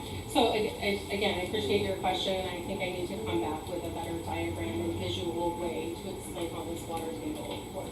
Will you commit to like people like them that have a 80 feet well? Once their well goes dry, you will dig it deeper so they can still get their water? Yeah, so I'm not gonna commit to doing any personal property improvements. If so, like I got a long list at my own house. So I respect your question, but I am not able to promise that we're doing any personal improvements to personal property off the site. But we will have monitoring wells for water quality and water Yeah, level. but if it does happen, it will be due to you, to their disadvantage. And it's not fair to them to get an expense of digging their well 150 feet because you took their water. So again, I gotta have a better diagram, but water fluctuates. So I used to be on well water and just came off of well water recently. So I understand well problems, not entirely as much as I should, but the water table fluctuates. Sometimes my well wasn't working and it rained more, it did work. So there is a natural fluctuation. See, I used to live where she lived, back behind Palmetto Hospital in Hialeah, right by the Palmetto home. And what happened, the same thing. And then, basically, you say it's rock, it's sand. If you take a fish tank, and you put a cup full of sand, and you dig out water, and if you open holes on the side, the water's gonna go to maintain its level. That's what we're afraid of. Yeah, so I just need to have a better visual diagram. I definitely notated it that we need to be able to better explain this visually because it's not translated. But I don't want Henry County to come back and say, oh, now you need county water, so you're gonna get an extra bill And then every we month. incorporate it, absolutely, correct. That's the plan, that's probably the plan. Any more comments that we can get to? I'm sorry. Yes. I apologize, but have you done a study, or do you know what a minimum of 100 trucks per day on whatever that Can I ask you to asphalt? come maybe address the traffic question? I apologize. No, that's okay if you don't feel like it was answered. Sorry, I interrupted. It's a genuine question. So she's concerned about what does truck traffic do, 100 trucks a day I do? mean, we drive down Okeechobee occasionally on 27, that is a death trap, because it has got great trucks, not only being sandblasted, if your truck is behind them, you know, I mean, I can't stand the pitting on my truck. Trucks, they are heavier, they're higher on the e-cells. As Amanda mentioned, they are making the commitments to help mill and resurface the roadway and bring it up to higher standards. You can do thicker sections of asphalt pavement to really help reinforce it, and they come in and do mill and resurface it. But as with any road over time, there is that natural wear and tear. So that's something that they're also looking at for the longer term horizon, setting aside that extra side so the roadway will be widened then throughout that area. Again, you can go a little bit deeper, get that thicker asphalt in there to help kind of reinforce it. So when you have that heavier truck traffic roadways, generally that's a more common practice to use. So. And then just to back that up, it's not like we're coming in, remilling, resurfacing, we're done. Like, it's a commitment to continue to support and the maintenance of our proportionate share. So it's not just a once and we're tapping out. Like, Yana wants to have safe conditions for their truck drivers to get going. Like, they can't sell sand if it can't go. One thing I want to ask you, to be sure, you don't want to use no explosive out there at all? I'm sorry? Explosive?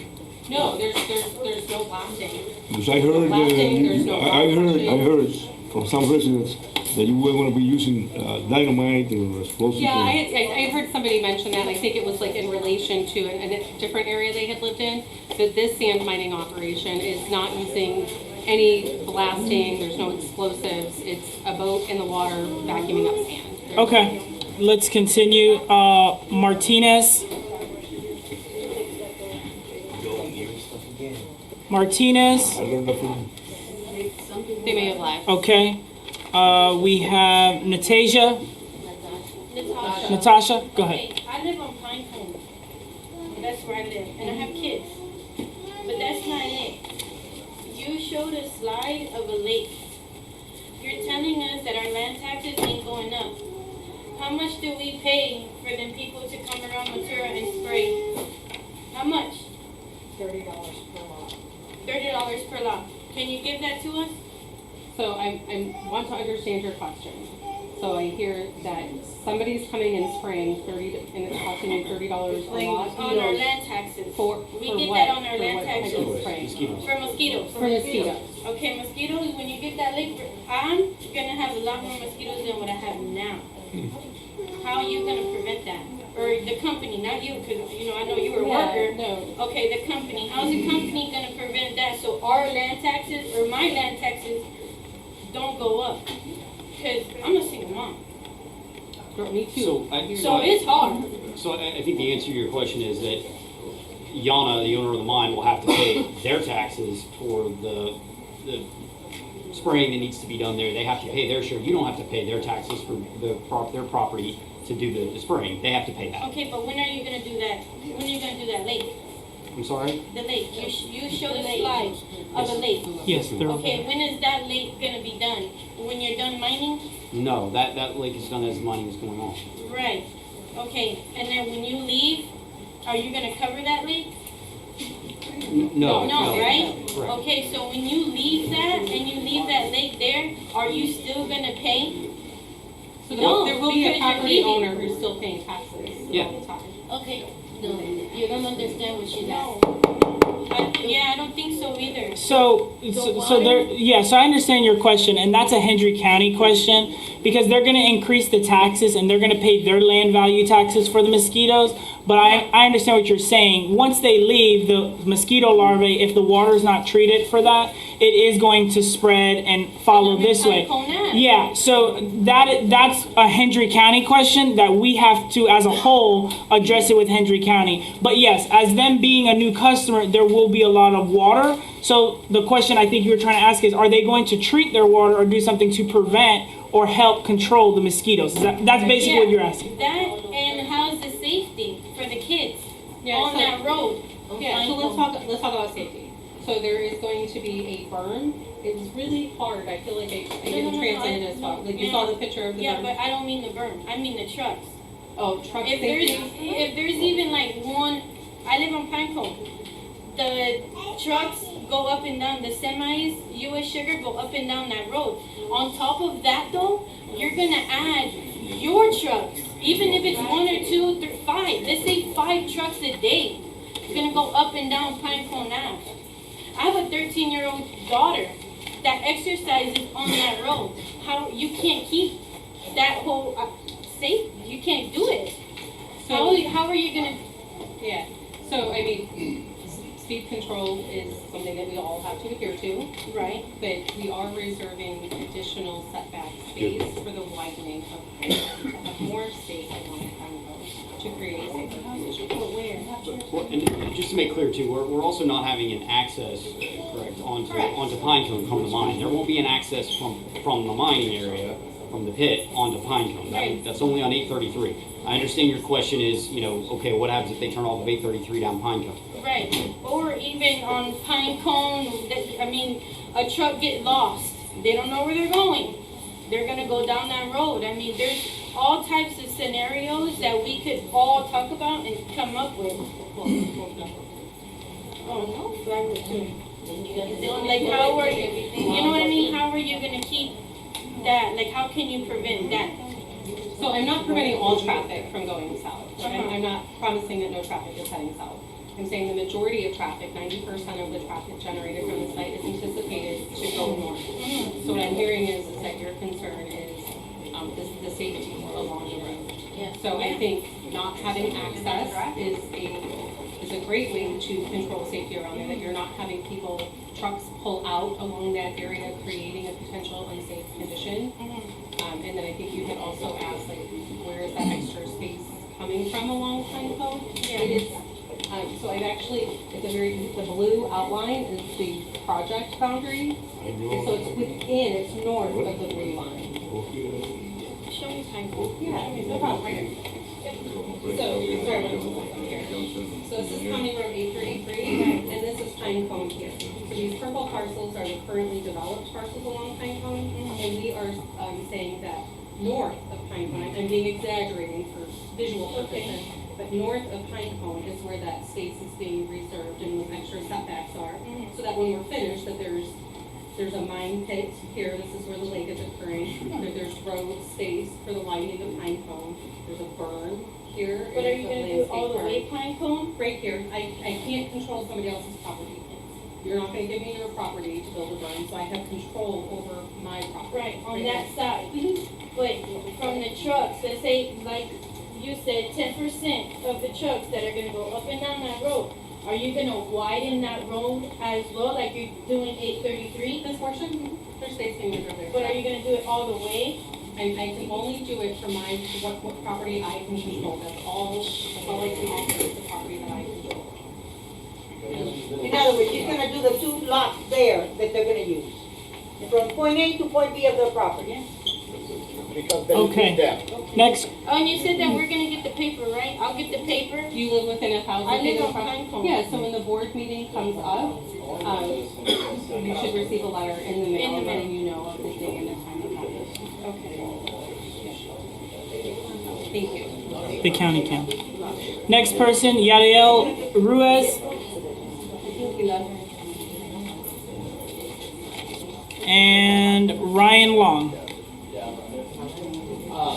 Does your corporation mine in North Georgia and Eastern Kentucky? I do believe they might have Georgia, but I'm not sure. South Georgia, Savannah. Okay. Because I know up there, like along with the coal mining, along the sand mine operation, they do pollute quite a bit. And they never clean it up. Right? Like big mine operations come in and be like, hey, we promise you this, the community's next. Yeah, so that's a great point. So I'm going to reiterate again, like I'm from a small town in Kentucky. It's a free-for-all. Like people can do whatever they choose to do. So as a part of this zoning action, we have to meet a lot of criteria. So these things that we're concerned about, the road widening, the pollution, the water levels, all of those things go into a list of conditions. Like it's in writing what we have to promise what we're doing and the criteria that we're meeting. So it's not the Wild Wild West. It's not the foothills of Eastern Kentucky, my favorite place to be. That we do have to meet certain standards. And my second question is, you're only going to widen the road to the power line, correct? Because that's as far as your property goes. That's as far as the property line goes. So you just widen it to there, and that's going to be. That's what we're reserving space for, yes.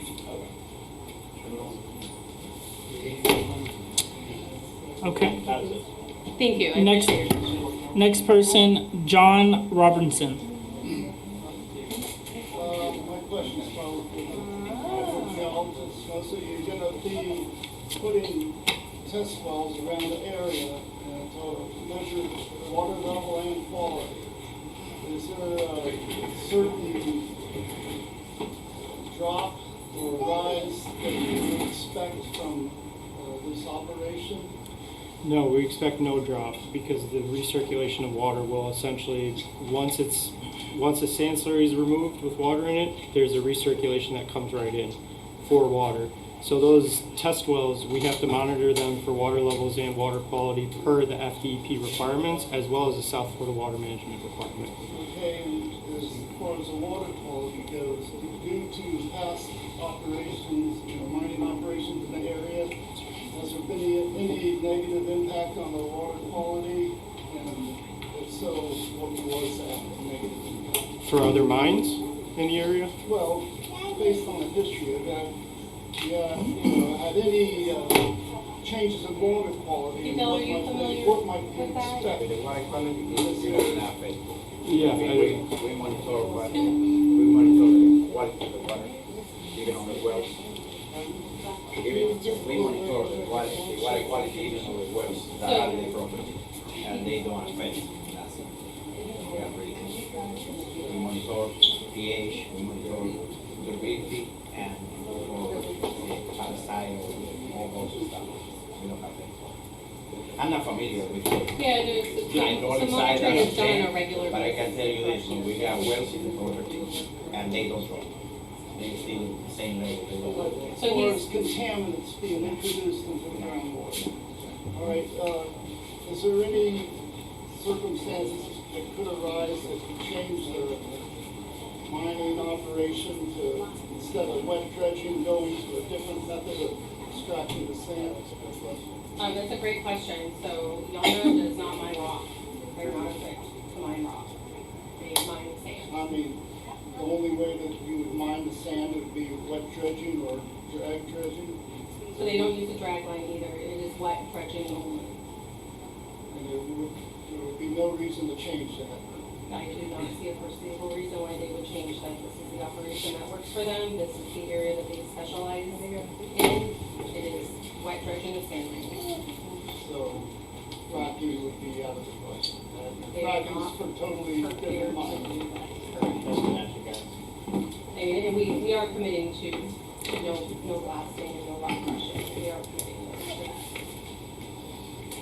So in other mining operations around here, there's been no contaminants introduced into the water table due to the mining? So we I mean, can, based on your water well testing. sure. And we can answer for Yana, right? I can't answer for another mine company. I'm not aware of any for another mine company, but I mean, Yana folks are standing here and they're saying no, and their operations around here, there's not been any contaminant issues in their monitoring. And again, it's like reporting back to DEP in the water district. It's not like we're just putting a well in there and saying, yep, there's water, yep, there's contaminants or not. Like it's being reported back. So if something is out of order, there's repercussions for it. It has to be adjusted in operations change. But what I'm hearing is that's not been a concern. I understand it's a concern for the public, but reality is that water levels are not dropping substantially and it's not a new There's 2 blocks here and my well's only 40 feet. The other man, somebody's still here, but she said his well was 100 foot. I can't drink my water either. It's been it's just kind of. All right, that's all the questions I have. Thanks, sir. Amanda? Amanda, thank you very much for all the explanation. I have a couple more questions. Besides this location, have a Johnson Engineer looked in other location, and why this location? Is Johnson Engineering looked at Yes. other locations for mining? No, I don't produce mines, Yana does. So miners go out and do soil samples looking for appropriate locations for mining. So Johnson Engineer doesn't look for the site, somebody else does? Not out scoping sites for No. it. The other question I have for you is, when is your next meeting that you can present this to Henry County? Yeah, so we are currently still in the review process. I have to respond to comments made by staff. I anticipate doing that in the next couple of weeks. They will have to find the application sufficient. Then it's going to go to the planning board, and at the Board of County Commissioners is when the mailed notice goes out. And we're hoping to get through that process by the end of the year. That's gonna be a public presentation or So the Board of County Commissioners is similar-ish in format to this, where the public can come and speak. It is limited to 3 minutes. They do have rules like you can't be clapping and those types of things. Like, it is a much more important, like, I hear what the people, what the public is saying. Like, it's not wanted. Development does occur, but when I can hear what the concerns are, water tables and traffic and things like that, we can make adjustments and we can come up with a plan that is compatible with the community. So I appreciated those who listened to the presentation and took notes and had questions. Like, it's easier to address it when we have formulated. Will you promise to us that you're gonna keep us informed when that meeting is gonna take place so we can show up? I am going to have Ryan mail notifications within 1,000 feet of the project perimeter. That's what's required. We're more than 1,000 feet. I None of us will have find out. no doubt that word will spread.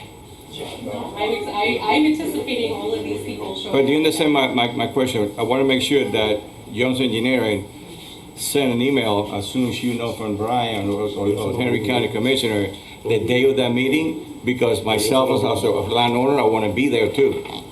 I understand, so go ahead, Ryan. I'll communicate with the board prior to the meeting. And I'll Okay. make sure you guys are aware. And another question, I'm sorry, Brian, do we have any Yeah, other we'll make members? sure. We'll make sure if his office gets in contact with our office, we'll make sure that every single community member here is aware of that meeting. Thank you. Thank you, Amanda. Hey, Brian, do we have any other members, Henry County, on the floor? There's a couple of us here that. Who are they? So we have Shane Parker, our county engineer, Tommy Bond, the special districts, and Marlene Lorenz works with my office, she's my coordinator. I wish you would be introduced on the beginning. Thank you. Thank you. Thank you, Amanda. There's no more public comment at this time. You You have a comment? I have a question. Okay. Amanda, who are going to regulate those trucks, the 100 trucks, 200 trucks, that are going to be coming in and out? Who are going to regulate those trucks that are going to be in good condition? You're asking about the truck's condition? Yes, sir. Yes, ma'am. Who is regulating the trucks and their condition? Yeah, who's making sure those trucks are going to be in good safety condition?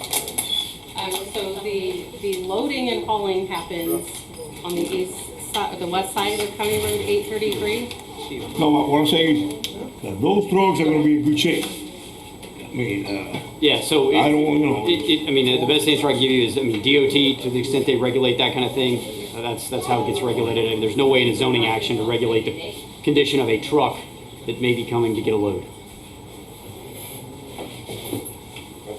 We have one more.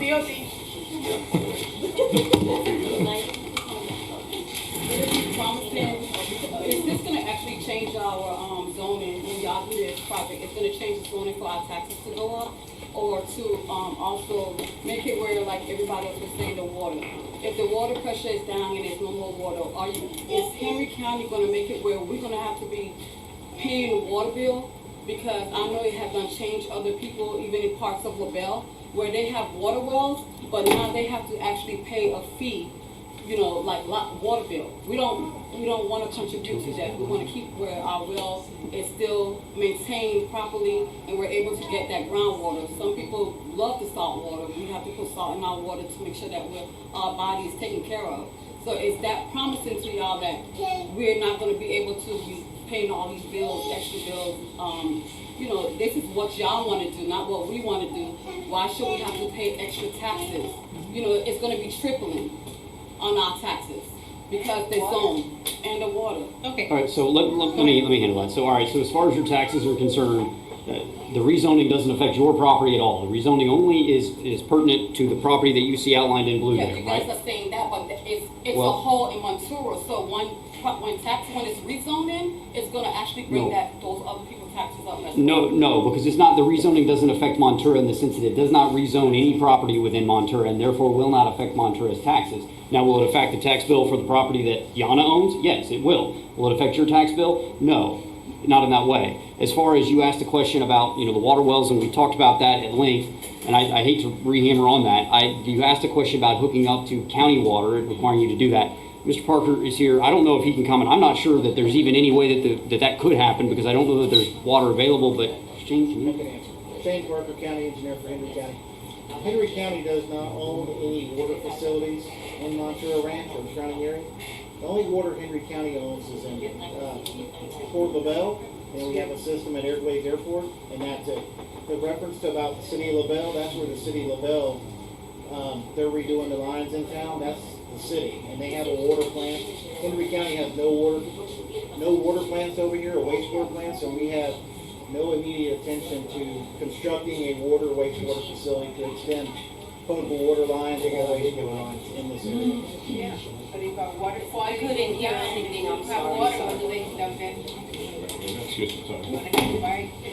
So, for those that couldn't hear, what Mr. Parker said is that Hendry County doesn't have any water lines or water treatment plants in the area here that, so you couldn't be forced to hook up to them because they're not here. No, but what we said, could it affect that? Could it, by you guys doing this project, would it affect that where we have to, or they will have to make those lines come through, where we're gonna start having to pay those water bills? The answer is no. As we've said before, the water quality, and we have to monitor the water quality, we have to monitor the water level, and based on historical efforts at other mines, we can confidently say that no, that's not going to happen. So if our well dry, then we're up the creek. No water plant, no well water, what happens then? Well, there's no more public comment. She was the last one, so if that's everything that you guys presented today or brought before us, unless anybody, a member of the board, would like to speak, there's nothing else regarding the landmine that will be said. I think they stressed it enough, and I think they heard our concern regarding the operation, that the community of Montura is a negative for it. But just keep this in mind that we don't have the final vote. We don't, Hendry County does, so we have to take this exact same energy and fight to them. Their engineers here, who's also part of our grant, and their coordinators as well are here, and South Florida Water Management, am I correct? Are you part of South? You? No, I'm with Henry County. Okay, also another member of Hendry County. All of the citizens here, you know where Hendry County sits when it comes to Montura. We have to take this to them. This fight is for us to take to them. They heard our complaints today, but now it's time when it comes to voting to take it up to all of our county commissioners for our negative no vote, that we don't want it here, so that they don't get it approved, so the project is a no and they can move forward with it going somewhere else. I think that's a clear picture from where we stand. So let's see how this goes, see if they communicated with us, and see how the county votes on that. But as of so far for the landmine, I think you guys got a clear picture of where the community sits. Thank you, guys. Thank you for your time. We appreciate it. You too.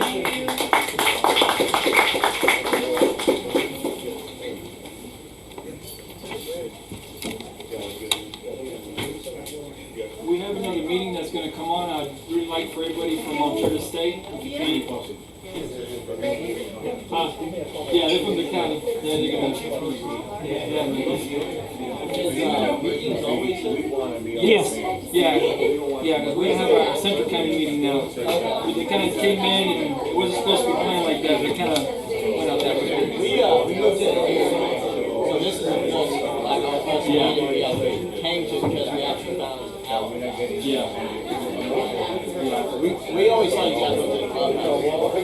I wish this many people would show up in every Central County meeting. Usually there are like 2 or 3 people here. It's to stay more informed on what's going on because A lot of people on my road, starting like 4:45 in the morning. Yeah. My camera picks up people flying by. Oh, yeah. Exiting Montura. Everywhere. Every day. Every day. I mean, the worst Okay. At 4:45. Okay, for everybody being here, we're going to open straight into our regular Central County Water Control District meeting. So if you have any public comments for Central County Water Control District, please fill it out so that we can go over them as well. Chris, I know that you had one pertaining the road. But if anybody has any other questions not regarding anything to do with the mine, but to having to do with Central County Water Control District, please fill out a public card and we will go over that. Yes, they should be in the podium, sir. Thank you. Thank you, sir. this is volunteer work, man. Come on. This is volunteer work. This is for the community. For the motion. No. For the motion.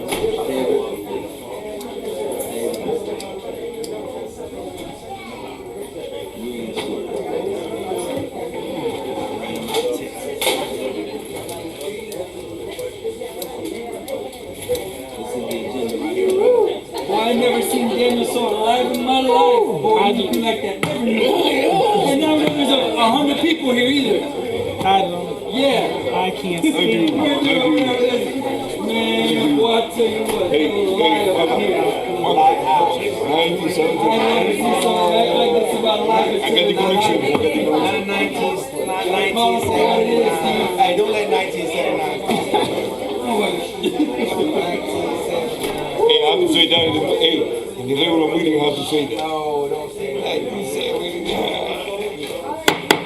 We're gonna get started with our regular meeting, August 28th at 8:35 p.m. I open this regular meeting. Can we have a motion? Motion by Mata. Anyone second? Second by Roberto.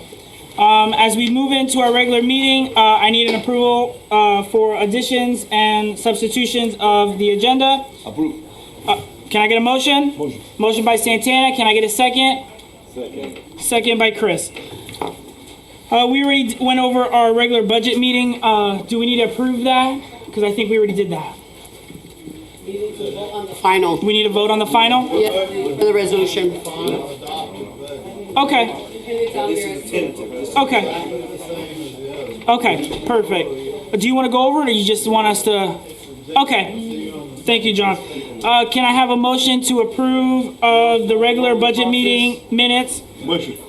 Motion by Santana. Do I have a second? Second by Chris. Now we're going to go into public comments for Central County Water Control District. First one we have is 151. I can't even read that handwriting. George, come up here, George, to the podium.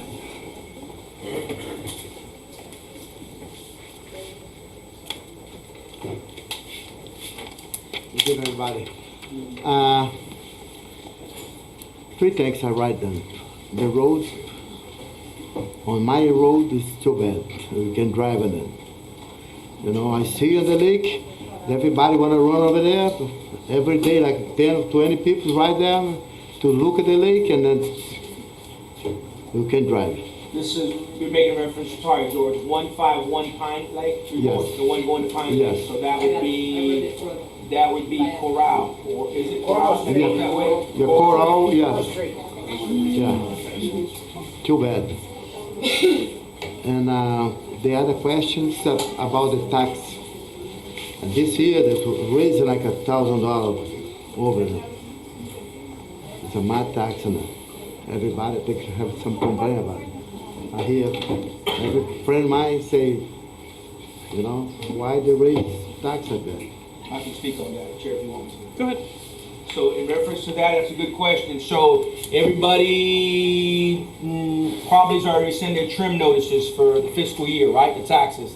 If you look at it, if you break them down, Montour, Central County, you can correct me if I'm wrong, but we stayed the same.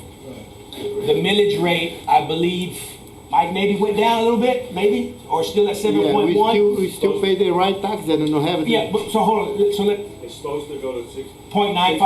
6.95. Right. So if adopted, the millage rate will go down. So here's the problem with everybody. From 2021 to now, our taxes have gone up because the property appraiser has now appraised our houses, our lands at a much higher rate. So if you don't agree with what you're paying in taxes, you can go before, I think it's a property appraiser board or some type of board, and have it discussed with them. Hey, I don't agree with this, or how did you come up with this? But George, that is what is happening right now. So if they continue to assess us at a higher value, regardless of the millage, unless the millage keeps going down, it's going to continue to be unbearable. Good question, I know that. But the other thing I have is at the lake, too many vegetables. No, the plants on the lake. Too many plants. Vegetation. Too much vegetation or not enough? Yeah. Too much? Too much. Yeah. Well, we get that straight. The He aquatics. should be coming, the And aquatic. make a lot of mosquitoes Yeah. when they have a lot Well, He'll be out there this, one of the issues that happens with Pine Lake is that there's actually a flash borderizer there that you can control it, and the boards has been out, so Pine Lake is actually draining out every day, and it's not supposed to. So that's something that needs to be addressed too, is to keep them lake levels high, because right now, you know, we're having kind of a dry season, and once we fall into the dry season, we're gonna have a pretty aggressive one. So right now, it'd be wise to maintain it. Yeah, and that'll help with a lot of the vegetation that's going on there. You're gonna end up with a lot of cattails and stuff growing up, and I mean, it needs a higher water level. So that needs something I was gonna address today, but you kind of already. We're here for you guys. Thank you. Thank you, George. Can you, his two concerns about the road? Yes, ma'am. Yeah, the vegetation, Yasmik Rodriguez. Can I get the name real quick? So I can write it down, sorry.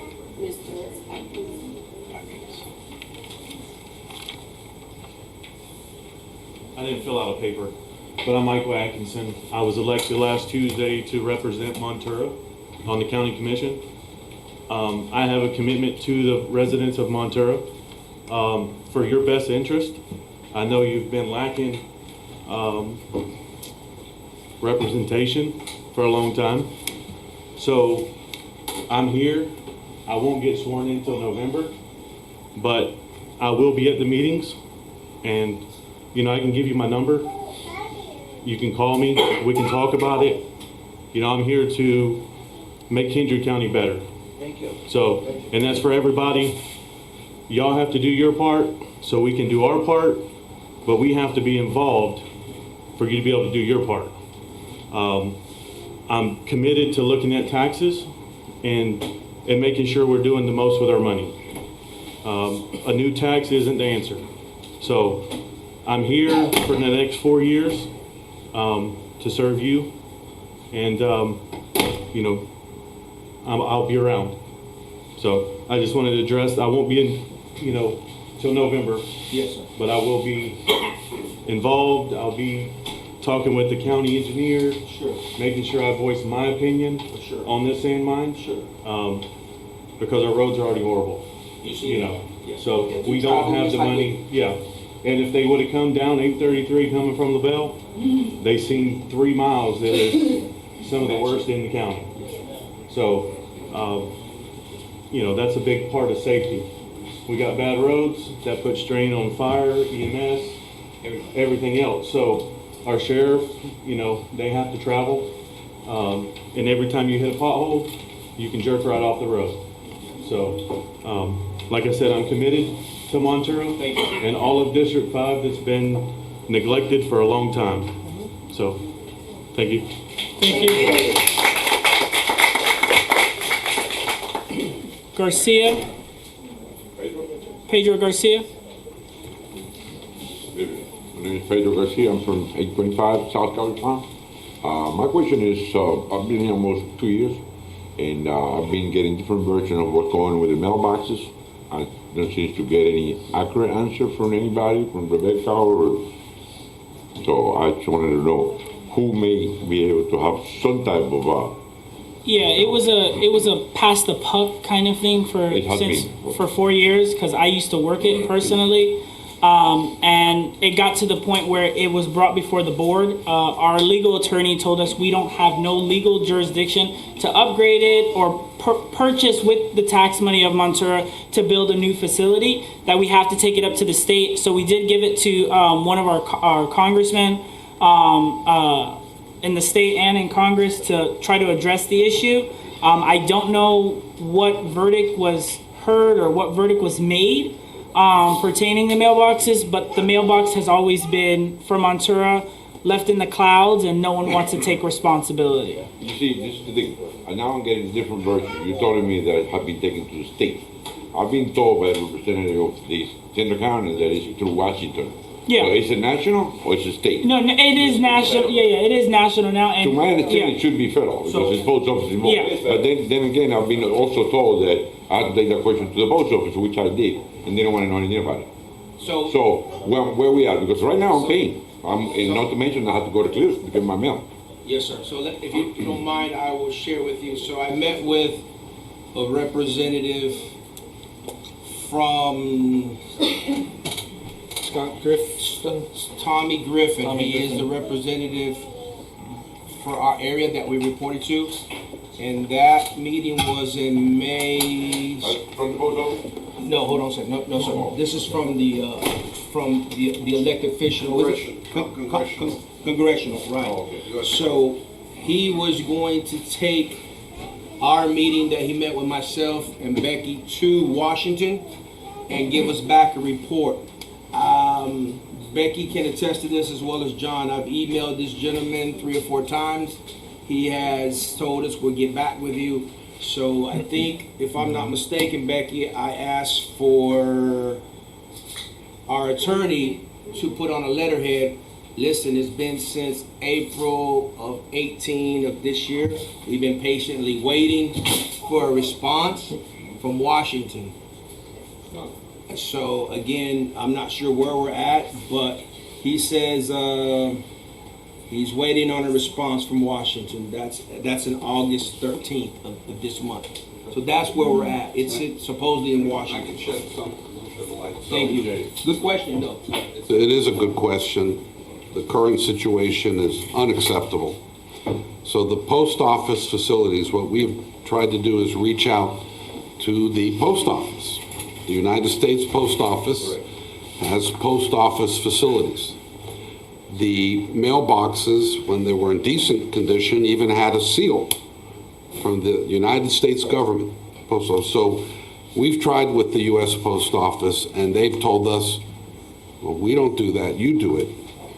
But we're a water district, we don't do post office boxes. And it's, remember too, it's not just building a new and expanded post office facility, but then it's maintaining it in good condition forever. Again, that's what the post office does. So what we have done now is gone to our local congressman, our U.S. congressman, to say, can you get the U.S. Post Office to do something about this problem? That's where Tommy Griffin comes in. We've sent him letters. And by the way, and the guy before him, Diaz-Balart, we sent him letters saying, please help. You are a U.S. congressman, go to the U.S. Post Office and tell them to put, for them, fixing this is in their $1 billion budget is a peanut. And we would even work with the county to do the maintenance, but somebody's got to build it. And then we can work with the county and try to do a partnership to then maintain it forever and keep it in good condition because it's falling apart. That's been the problem. It hasn't been maintained. I understand. It just, the way I see it is, like I say, I've been here for a couple of years, and after I purchased my house or my land here, I've been seeing a tremendous growth. Yes. People making bigger houses. And so if you put that in perspective, within another 2 years, you're gonna have double the residents here, so then what? Everybody's gonna have to go to, we're gonna have a major problem than now. It's not fixing what's there, it's leveling it and building something triple the size to serve all the people, you're right. So we're continuing to try to get the government to help. I think this gentleman, thank you for being here. The county can also help us with that. I think if the county adds their voice to our voice, because we're just a water district, but if maybe together, working together with the county, pleading. Better punch, yeah. Yes, sir. Great, thank you for your answer. Thank you. Another thing we could do as a community is pick up petitions again. I mean, I don't know how far it's gonna help, but if we do it, send them in, that's all we could do. You know how government is, they don't work really for anybody, they work for themselves, unfortunately. If we don't hold them accountable, we're being the same thing. So, I'm glad to see so many of y'all here, because this is the first time we had this many people here in a very long time. And I hope that y'all show up more often. So we really appreciate that too. We're gonna move forward with I don't know if that's an M or N. 745 South Sendero. La Calle. You talking about La Calle. Whoever lives at 745 South Sendero Street. She's not here. She left. It was about the roads. Yeah. I had her road. Tony Martinez. Good evening, everybody. Thank you for being here. I got two things. I live on Mayoral Street, almost about a block or two before our horse club, a racetrack. Between the regular people flying up and down and the dump trucks flying up and down, is there any way we can get a patrol car there? At the end of the block, they make a right or they make a left or they tap the brake and go right through the stop sign. Yeah, so to address that, since I've been elected in 2020, I have bashed Hendry County Sheriff's Office and Hendry County Sheriff's Office for numerously increasing their budget but not publicly addressing it. And the reason being is because we have deputies in LaBelle, we have deputies in Clewiston, now they have deputies in Harlem, but there are still no deputies here. They can quote and say, oh, that they put deputies here, but it's public record. If you pull GPS logs of every single call that has happened within a month span here in Montura, they only come here to respond to those calls, and sometimes they're late by Florida statute, which they're now doing their accreditation. If any of you go to report that saying, hey, I had a call and they didn't come to my house when they were supposed to, they won't win their accreditation. I addressed this issue to them numerous times, and I get the same repetitive question.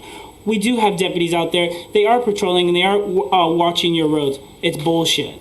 It's a straight lie. They are not. There's nobody here. So what did I do? I contacted FDLE myself and said, hey, can we get some troopers at least? So that's why you see them for a couple here and there. They couldn't promise it all the time, but you'll see a trooper that will sit there all the single time for about a month patrolling 833 or flag hold. Reason being is because of the speeders. We've lost family members, we've lost people on these roads, and the county seems not to acknowledge it. Not even that with emergency response. But that comes from Hendry County because they fund that budget and they do not hold the sheriff accountable, telling him, hey, you need to put deputies here in Montura. They believe that Montura is still how it used to be back in the old days where there's nobody here. I'm sorry to tell you, but this place has changed and there's a lot of new people here and this place has grown. But we fought that fight and we realized from our legal attorney and the power which we hold, we have to take that to Hendry County. We elected a new county commissioner, and we will hold him to that standard to fight that fight, to be our voice for us, to say, hey, look, Montura's been neglected, Montura's been abused. We need deputies out there. We need an ambulance. We need fire to see if there's a dramatic change and back him and support him. That's what we have to do. Okay, my second question is, I came here like 2 years ago when I moved over here. My parents have lived there 44 years, and one of my properties has a 10-foot alley. Easement. He was, the gentleman was gonna look into it, and it's been 2 years. I mean, I'm still paying more taxes where I can join it with my 3 properties and not pay the extra taxes on it. How many more years is it gonna take for somebody to say, let's release the easement? I mean, it's becoming a joke after 2 years. Yeah, I believe the old guy that was sitting here, I guess he retired, he said, oh, we'll go back to Montura landowners. So what happens is, because it's platted, and in the plat, it says if you, whatever, if that breaks, it goes back to the original owner, and the original owner... They're out of business. They're gone. But you have to understand it's platted that way, so I don't know from that process how to correct that problem. Who would know who to correct it? Your lawyer should know. Yes, I do know. So there's a legal process to it. It's already been done. And whenever that problem quits becoming political and they make it more logical, then they'll be able to do that. So there is a way of doing it. Yeah. I mean, it's been done. Our lawyer. Let's help the people who live here, you know what I'm saying? Yeah, I mean, any real estate lawyer could help you, because it is a problem, because you're right, they usually reverts, it's called a reverter clause, reverts back to the original developer that doesn't exist. So you're gonna have to go to the county, modify the plat to review that, and then file it. every time I go to the county, they say they can't do nothing about it. They belong to Central County. So you get the ping pong ball, back and forth. I can tell you, I've reviewed it. There's nothing there that says we own it. And I can tell you right now, this board will tell you we have no objection to you gaining that right. There's no objection here. I mean... So every time it's came up, there's always been an objection to it. Yeah. Always has. I brought it up before I was a board member. He brought it up. And I think a couple other people has brought it up, and they says, "Well, if we need it for what?" Yeah, since 2020, it started in 21. Yeah, and I came back in 22. I'm not aware. Sorry, go ahead. Yeah, I may have misspoken. I'm not aware of why Central County Water Control District would object Yeah. to him releasing it. If you want, you can ask them for a letter, but we can't release something we don't have. If I had the easement, if it was in my name, I can release it, but since our name, look at the plat, our name isn't there. So how can we release something that it's not in our favor? So how do we go about this? So when we present it to you, I guess we wouldn't even present it to the board because we wouldn't have anything to do. Well, it's our We easement. present it to Henry County. But it belongs to, the easement belongs to Central County. It doesn't belong to Henry County. Right, and again, Central that's County. up to you guys if you have any objection in releasing it. Yeah, that's why I asked before, because every time somebody wanted to use it, they have to come to Central County. So I said, okay, so if we don't own it, then why do you have to come to us? That's why I keep saying, whenever they quit making this issue political and go towards it being more logical, we'll get past this very simple hurdle. Yeah, all I can tell you is there's a process. It's clearing title, which requires you to file an action in court. That company won't respond, and then they'll give you title to it. I'm sure they'll send you a letter saying, we have no objection to it being released. But can I get a letter from you stating that? Because I've done to LaBelle there 3 times or 4 times and 4 times. Yeah. The lady tells me, what part don't you understand? It doesn't belong to Henry County, it belongs to Central County. They got to release it, and not a letter that they gave me. The guy that was a manager here, he gave me a letter for me to fence it. Like the lady says, you can use that as toilet paper. It's worthless. Yeah. They have to abandon the property. Is what Henry County said. It must be a letter from you guys. We're abandoning the alley, like Hialeah did. Hialeah abandoned all of the back alleys. If anybody's from Hialeah, the garbage trucks used to run through there until they started knocking everybody's fences down. They abandoned it because they got tired of the lawsuits. So they gave it to the citizens. Yeah, there's a process. My parents went through it years ago whenever they built the store, and they went to it was a long process. They went through it. Central County said, we're not going to do nothing with this. It was abandoned, and then that's the way. How do we get a letter of abandon? Who gives me that? They vote. You vote on it, and because it saves me, I'm retired, I'm on $1,800 taxes. No, I understand. Income. I understand. And It's the not. taxes keep going up and you know, the ball just keeps, kick the can down the road. Mr. Martinez, I understand, and I don't think the board will object it. It's just not on the agenda for a vote. Okay. So I'll make sure that the interim manager adds it on to our agenda for a vote for next month. And from the looks of it, I don't see any board members saying objection to it. So next month, you should have your letter from our attorney stating that Central County Water Control District abandons that alley between both of your property or the easement. The easement's what they call it. Yeah. Okay? But we propose to do all of it. Which, that's something they should do, because instead of doing one, just do it all, get it done and over with, let them, because see, you can't even control your property. So that's something because I know, I brought it up many a times, and look, this is what they did, they said no, no, no, no, and now they're saying, well, we're not against this, like, come on, man. So we're gonna see next meeting how it goes. I'll speak on to what you're saying. I know you have a property you're trying to get it abandoned to. Exactly. I mean, So and I have property along 833 as well. I mean, and I have to give mine as well, right? So again, I mean, it should be, if you guys ain't gonna use it, give it back to the people that own the property. So with every decision, sometimes we don't know what the future holds. So a lot of times, you've been doing this a long time, people can come back at us and say, hey, by the way, you had no right to do that, and we can get sued. So again, I would say these two need to do their homework to make sure that we check off everything, because that alleyway was there for a reason. Just like, for instance, that 833 alleyway behind 833, those properties. Yeah, but they're commercial. But this is not commercial. But I'm saying, but there's alleyway. There's 5 foot. There's 10 foot. There's I know. But they're there for a reason, right? They're there for a reason. I'm not saying they're right or wrong. I'm just saying if we say it's good, and then in the future they say, hey, you had no right to do that, we're coming after you now. So I just asked these guys here, as far as legal, as far as utilities, that they check all the boxes. Other than that, I'm good, because I'll get my. And just so I get my property I looked at this a year ago, spoke to the prior manager. I don't see a need for it. have the new engineer take a look at it, but I don't know which one. I don't understand how. Right. Yeah. I'll show you, yeah. I'll give it the number. So, And John, if we got, like I said, my parents went through it. If I get the legal documents, we could see exactly, because they had to go through the county, they had to do a hearing. Let's continue. Right, they Hold on. modified their plan. Hold on, let me finish. We're gonna continue. We have all these to go through, plus we need to finish our meeting. It's gonna be added on to the agenda for next month for a vote. The board, as we can see right now, the board's in favor to helping you out. Our attorney's gonna sit there and make sure everything gets done. Our engineer, from what we're hearing, he's gonna research it to confirm that there's no need of it. Okay, Mr. Martinez? Thank you. Thank you, Dave. Yes, so to go on that real quick, whenever you abandon an alley, it goes back to the adjacent owners.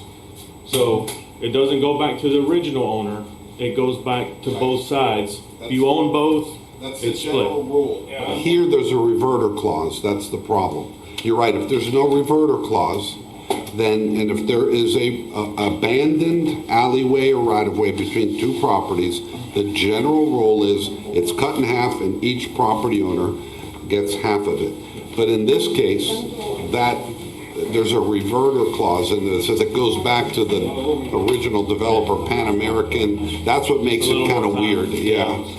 So, and I know you have to advertise just like the mine so far. And if you do that, that advertisement's for 30 days, 60 days by law. And then they have the right to say something. If they don't, they lose it. Absolutely. So, that's it. But I'm here to help however I can between the county, to stand in that gap to make sure the stuff flows. Thank you.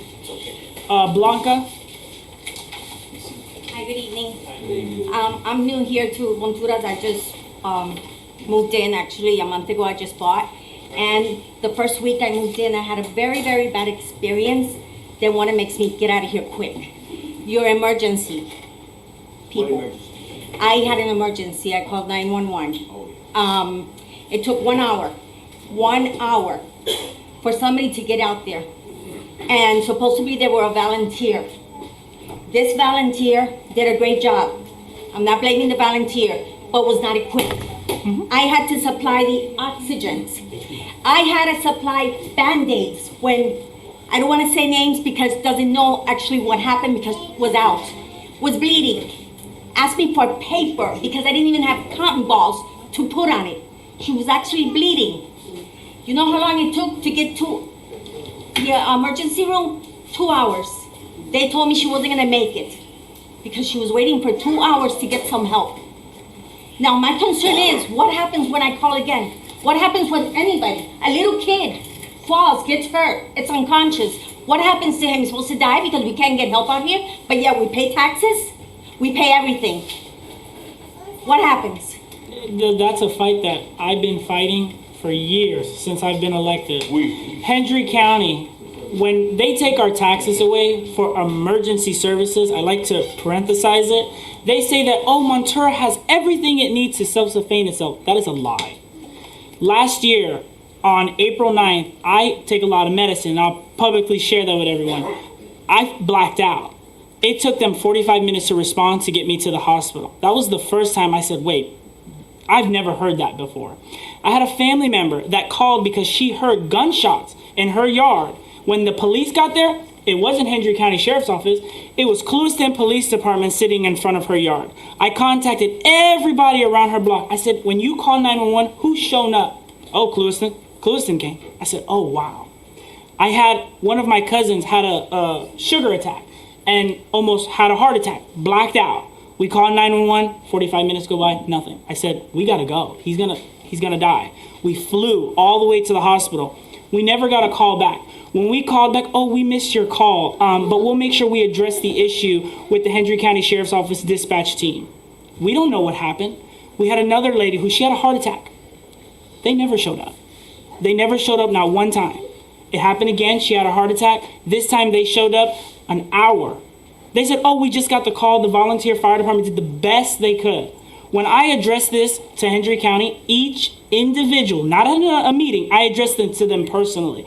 I said, I want each and every one of you to come out here to Monterey to see what we deal with. Go look at our fire department. Stop by at 7 o'clock on Mondays to go see their meeting. Go look at the equipment. Because you guys got all this money that the county has approved. Let's help Clewiston. Let's help LaBelle. Let's upgrade their facility. Let's give them the best of service because it's a city.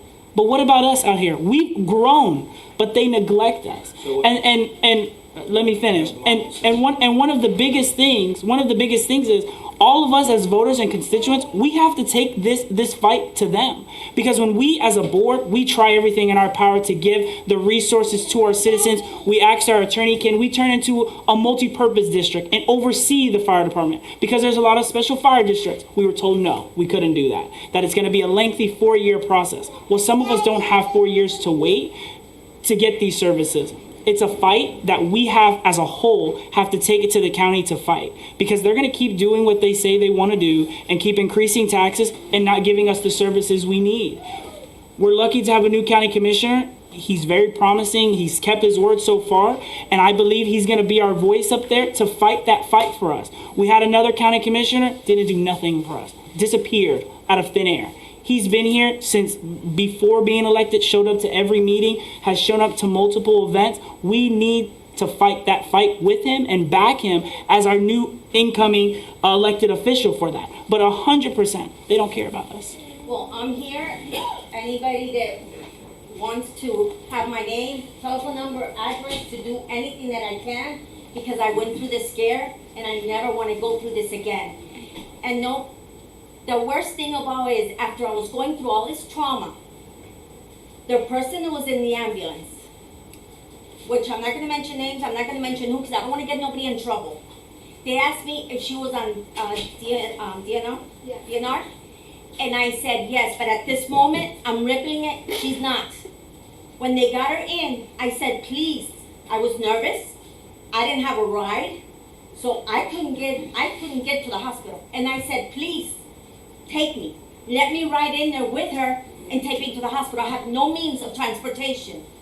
They said, I tell you what, if you promise me that she is DNR, I will take you in the ambulance.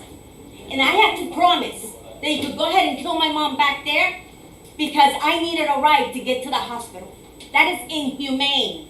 Had no heart to do that to a person. When I got to the hospital, I got the papers and I ripped it in front of every doctor that there was there. How could you do that to somebody? So those people that are doing their job don't have a heart. They shouldn't be doing their job. I have been through hell and back. So anybody that wants to help me, that wants to help all of us, because at one time we're all gonna need it. We're all gonna need this help because unfortunately we're getting old and we have kids. So I am here. I am here to help. I can give my number. Every day I'm home. I don't work, so I want to do something about this because I'd like to speak on that. So I was on the fire department from 2006 to 2017. One of the biggest problems that they have there is a lack of leadership. It's not no new news to anybody. There's a lack of leadership. So what ends up happening is that they just recruit anybody that wants to get in there. And then one of the biggest problems that we end up having is a lot of guys say, we're just volunteers. But that's really bad because then what ends up happening, it wasn't a fake call, it was a real patient that was being, worked on and stuff. So whenever, and the reason why a lot of us end up leaving was because of lack of leadership. If they change leadership, I go back that quick. Anybody that knows me in this community, I was the best firefighter that I could be. I went into homes to save it could be your dog, it could be just something your mother gave you, anything. That's our job. And there's a lot of us that we end up leaving because of that lack of leadership. The other problem is that Hendry County doesn't supply the fire department with nothing. We always ended up getting hand-me-downs. So it always ends up being a leadership problem. And if the firefighters don't vote out for the leadership and go for a new one, it's going to be the same thing. It's just old blood and it's going to continue going on. And, and it's sad. I've been in this community. Our family's been in here since 1974. And this is something that we shouldn't even be going through right now. And trust me, I'm not the type to speak out don't even know how I'm doing this, but good. this was somebody's life. You did good. Sure. And I have another little concern. Like I said, I'm brand new, so I really don't know much. I live in a corner house. The water around us, it's not draining.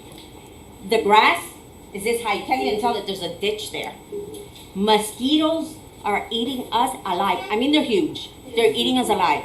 Look at all the stuff that's going around now, all the diseases with the mosquitoes. I have grandchildren. They come and visit me. That is the main concern now. Who cleans that? Who's supposed to do that? We do. We do, Central County. Well, that I've been there for a month. I have called. They say somebody's going to be out there. Nobody hasn't even gone to see it. It's full of water and the grass is super high. 442 Cypress, Bald Cypress Avenue, with a corner house, brand new.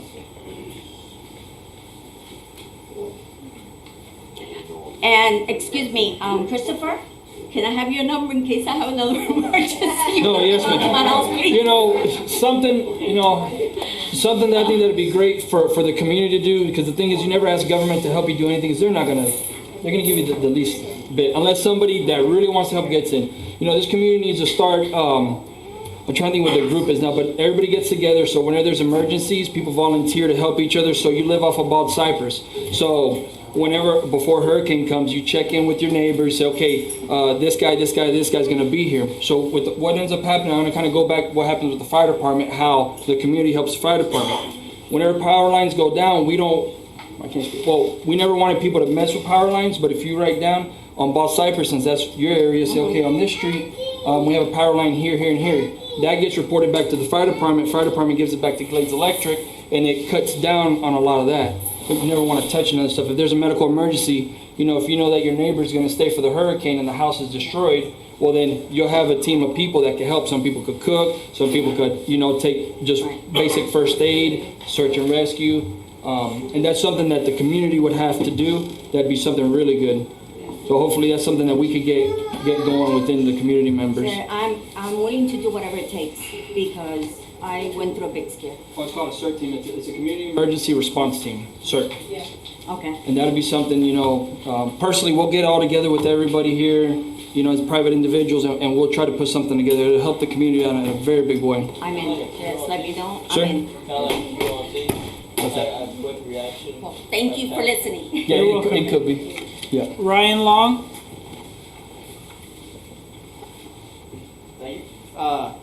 Thank you for dealing with my son. Like I know you can be loud. We all have it. I've lived here a year. We moved on to Perimeter Road, and we knew it was gravel. I'm originally from Eastern Kentucky, so nothing new there. So road washed out. You guys came and put gravel on it. I assume it was you guys. My only thing is it wasn't like graded and leveled. That's kind of the only thing, because I don't know, I don't understand why you guys just dump big piles of gravel and then really smooth out the road. Well, all we were doing was patching up the road because Perimeter is a road that we're looking onto with a grant. Okay. To actually bring up the level and actually pave that road. Okay. So what we were doing was just patching it so you guys could use it and the school bus can get to and from right now. Okay. Well, if you guys was patching it, it should be level with all roads. Right. And Do it twice. Huh? If not, it'll be done twice. So while roll it out, because if not, it's just a bump and it doesn't do anything. Yeah, it just bumps and it's already washing out because people fly down that road. Yeah. Yeah, fly. And that's the other problem. And, Yeah. But you're on Perimeter between what and what?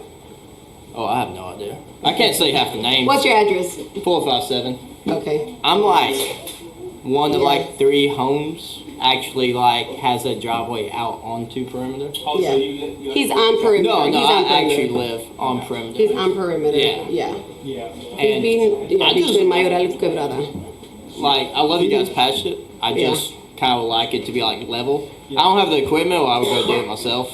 So that's I only agree with that, 'cause, if you're gonna go through the effort of putting in the patch, and you're right there with the machine, Yeah. level it out. Well, they brought the machine down and a dump truck, but I don't know if you guys was digging the ditch on that side, but they pulled a bunch of dirt and just made a drop off one side, but they just didn't level out the rest of the gravel. Yeah, they're not done. That's the berm that's on that side next to Alico. Yeah, that we Yeah, were it's a cutting the wildlife swell. management We were area cutting the now. swell there. So we were just picking up the extra material right now. Okay. Yeah, and we're still not done. Okay. Thank you. That was my own concern. Thank you so much. Thank you. Since there's no more public comments, we're gonna go into old and new business. We're gonna go to section, I don't have, Yeah. And there was a little note, the note one that I gave. Folded up somewhere. One folded. And somebody else. Yeah, I gave you, Chris's, Alonso, when, yeah, and you gave me yours. I gave it to him. you can come up, Christopher. After Christopher, you can come up. Hey guys. So I've been coming here for the past couple months. Again, I'm back here to find out any information on the roads. And I hear the community come out and a lot of people talk. And a lot of projects have been started within the last couple months. And there's an alleged list of roads that are gonna get done. And I see a lot of halfway done projects is what I hear. So you guys started his road and didn't finish it. They patched it up and didn't roll over the road. 5 months ago, you guys started my road and did across the street and didn't finish on my side. Then another lady was complaining about another road, and then North Corral, you can't even drive down that road. So if there's really a list, right, and it's not, you guys are not just pulling your legs, and there's really a list that you guys are going by, can the public see this list? One. Second, if now that you guys switched the times for the employees, right, because it's supposed to help out, I don't know how, but the employees coming in earlier, right? How did that benefit the community? Because now they're coming in early, so in the past month they should have done that much more work, right? How did it help the community out in the past month? That's what I would love for somebody here to explain to the community, right? How did it benefit the switching of the hours to the community, and how much more work got done in the past month? Oh, and how much overtime was used within the last month compared to the month before when they were running the regular times from 8 to 4. If you guys could please provide that to the community, especially the yays, right, of the voting last month. Yeah, you, I know it was, yeah, I would love to see the comparison and overtime. So this is how I see you're fired up about it. We're gonna be formal with each other. Very You formal. spoke. He's gonna answer, and then if you have a follow-up question, you get one minute. Okay. So in reference to your concern, yeah, it was not your road, it was your swell, if I'm not mistaken, because in the first meeting, hold your peace, right? Yeah. In your first meeting, you said, we're coming in the rainy season, and there's gonna be a problem with my swell. Okay. Right? So we are in rainy season. I've been down your road. I see your stakes that you put out on your road, this, that, and the other. It does drain.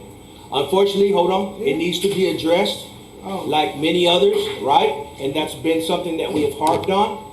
But I don't control that. Nobody on the board controls that. The one that controls that is the district manager. And in reference to your time, I'm not sure if you know this, but the employees have always worked that time before. From whatever time to, what was it, Becky? From what 7 to 3:30. How long have the employees worked that time? Since 2018 of October. Since 2018. In reference to your overtime, right? In reference to your overtime, this is the season where you will see the employees get overtime. Reason why is we have equipment down. So when the equipment gets back from the shop, because I've even complained, says, why is the grass this high? Well, come to find out, the two big mowers were down. So I'm telling them, rent equipment. That's what we have a budget for. Rent equipment so we can keep these services going. Also, is we have to maintain our pump stations because they run off fuel. So the gentlemen have to come out at night, pump the fuel, check it, see if they're running because nothing, unfortunately, is automated, right? So they have to check the equipment. So this is the season where you will see the overtime. This in reference to the time. They've been doing this from 2018. This is nothing new. if you want. Chair. All right, so you said in reference that this is the highest month, right, for the overtime. This And is we're the not- season. This is the season. We're not talking about this month. I was very specific. I said compare this month or the next. You could even compare the next coming months to the past months. Sure. And we could even do year to year, this year to last year, because they were working on that time last year. We said 2018. So you guys could do a year-to-year comparison, right? So that the community could hold you accountable, right? First. Second, you said, about my road in specific, that they worked on the source and you see water running. Sure. They started working on the source. Sure. Right? Yes, sir. And they started working on his road, and they started working on the other lady's road, and they started working. So who's running the? I'm not running it. But you guys are supposed to hold her accountable, right? Hold on, you asked who's running it, right? Yeah, she's running it, right? Hold on, so you're acting like we're running it. We're not running the operation. No. She's in charge of the day-to-day. But Okay, you hold her thank you. accountable. Thank you. Yes, we do. Thank you, Christopher. For sure. Thank you for your time. So We're gonna what's move on to the next solution? person. We're gonna move on to the next person. We So- went over that time. I got one Unless, more. okay, you have another board member, so you have another follow-up minute. Go ahead, The only thing I was gonna say is that I drove down your road, last week we had a little storm event and stuff, I went down through there, and I see there's a lot of material at the mouth of the culvert, and there's torpedo grass, I mean, this high through there. They never So, I finished. mean, On the adjacent side, there's yeah. So, I mean, it doesn't really drain good if you really go and look. It does need to be readdressed, For and it sure. is filling up with a bunch of stuff at the mouth. for sure. You know, so I just wanted to make sure that we're aware that it's not 100% great either. No, it's nobody's not. saying Okay. that. But again, the comment was in the beginning that, hey, before rainy season comes, if you don't fix my grade, I'm going to flood. That has not been the case. But he is It has correct. flooded. Hold on. He is correct. Just like my property right now. Yeah. I was in a different location today. I come home, guess what? I'm saturated. Yeah. My swell's saturated. Yeah. All of my properties have water on it. But with time, Yeah. you know it flows slow, does it not? It's not designed to drain fast, correct? Our system is not designed to drain fast, it goes slow. So even if it proper grade, it would not come off the swells fast enough. Well, what ends up To happening? us and our customers. Yeah, because what ends up happening is, like, as far as the projects, I seen down Dado where they sidearm more a little bit, then they jump over to Horse Club, and then so there's a lot of the perimeters being done. So there's a lot of movement, but there's no completions. Gotcha. Yeah. So that's one thing, you know, and it's not to knock on the workers or the manager or nothing. Gotta knock on somebody. But it's the truth, you know. So the thing is that I see the same thing that a lot of other people see. So there's a lot of following up and following through. Well, not completing projects. Yeah, and that's what kind of ends up being the thing is that stuff has to make sense. You start a project, you try to finish it unless something happens, but you always got to come back to it. Because what ends up happening, his project got started how long ago? 6 months now. 5 Well, months. from the beginning, from the oil spill. Whenever No, y'all did. the oil spill was before. That was a year ago. that had already. nothing to do with where he was Well, but at. it ended up getting the south. Correct, and that's the only side we touched. The north side y'all did too. The fish farm side. Yes, Right. we came back Right. once we had that ability to Yeah. do that. So what Yes, ends sir. up happening is that your main roadside drainage, when you come around the corner that goes up Arboleda North, there's a difference in elevation. It might be 6 inches, so the water from the main road can't turn that corner because of the foam pole. And that's something I brought up a while back that, I mean, it's not even near done. I mean, it's far from being done. It's just Correct. kind of scraped out. Correct. Anybody that goes and sees it knows that it wasn't even nowhere near being done. The first property. And then the thing is like, you know, they're on that side, you know, go to the opposite side and do both. The opposite Because side is worse than his side. Is Yeah, but we had culverts that collapsed that Yeah. took precedent to returning back to his road. And then now we're here, rain started, we had to pause, okay? We've had different situations. When we were on his, the excavator broke, and I did explain that to him. He said I was just making up excuses, and that's fine. I'm good with that. On top of that, we also had other issues that with other equipment that has broken in that process. Okay, I don't have control of the equipment. When you use it, it breaks. Right. Okay, and the guys have been working very hard. They've been working very hard. So When we're saying again, that-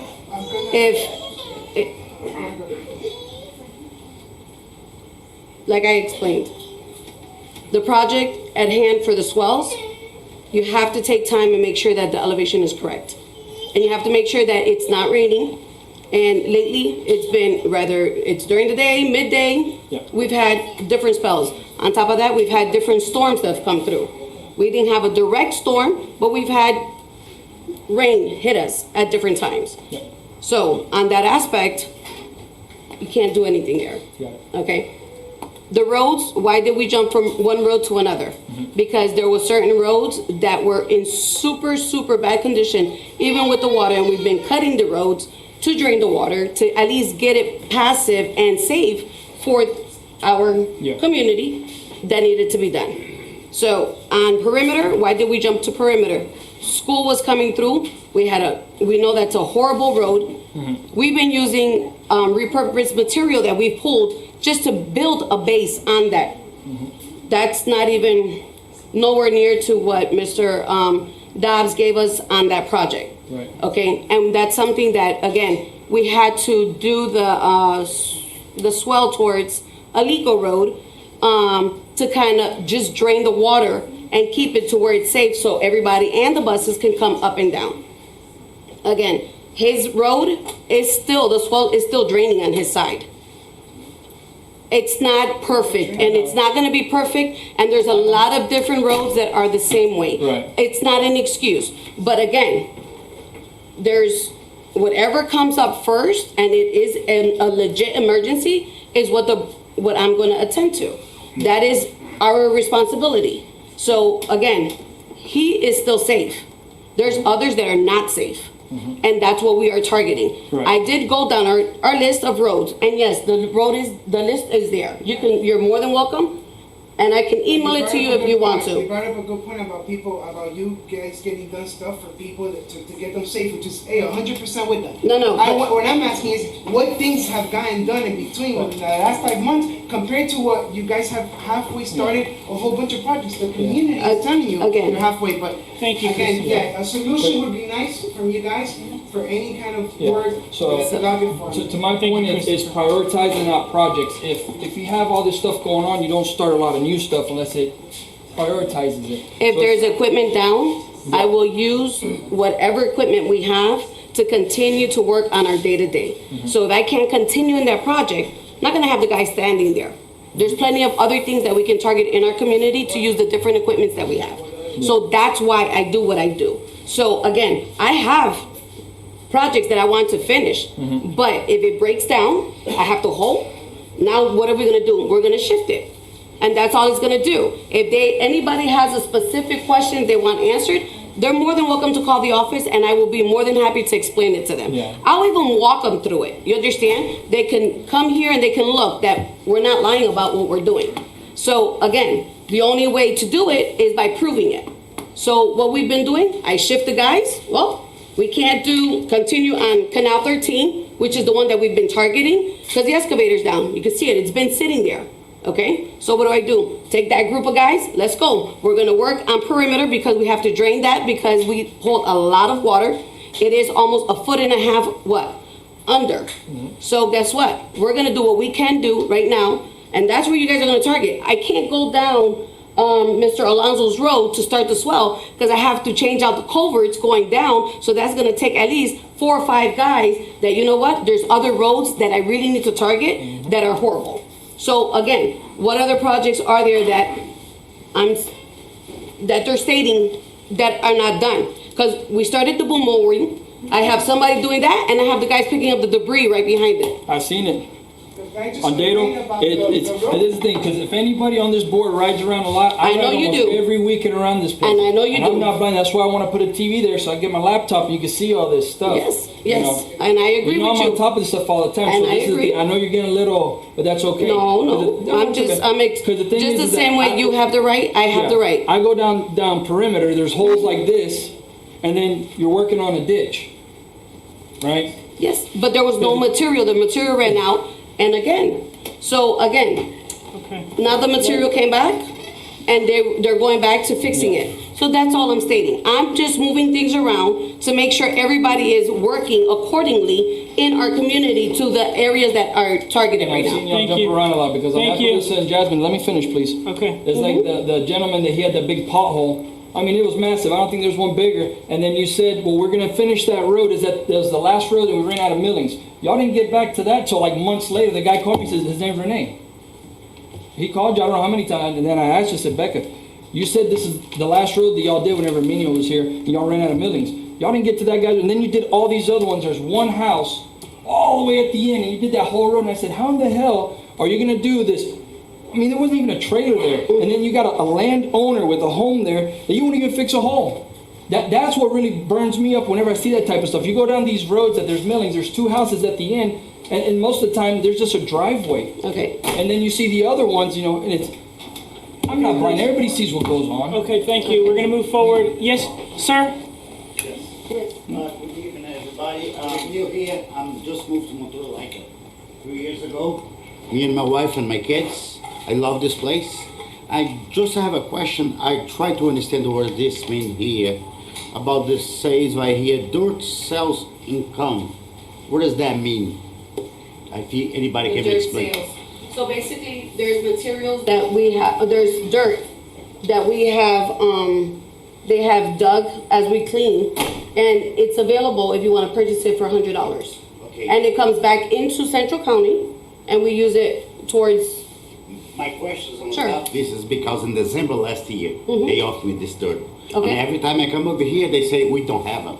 Correct. And now say, you guys sell $40,000 full, not for me. Something like that. I That don't was know. from last year. That was from last year. So, We you haven't- have the dirt available.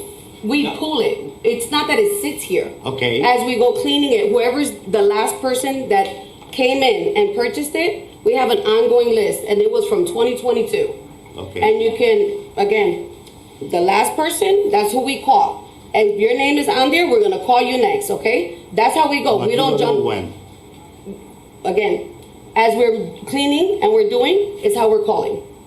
But I don't think, when was the last time, good question, when was the last time we even sold dirt? I don't think we've sold dirt. It's just, we haven't sold I'm it. asking you, No, when no, was the no. last time? I'm just stating, we haven't sold it. When? We've been, When's the last time we have sold it? 2022? Yeah, it's been over. 2022, the last person that had called me and had been. And the reason I asked the question, because if I'm not mistaken, we had to send money back. Yes, to we people. started reimbursing it to people. Right. That's correct. Because I haven't seen money No. sold for dirt in a while. I didn't know how long it was. No, we just barely started again, and we just delivered 13 loads to the man that paid back in 2022.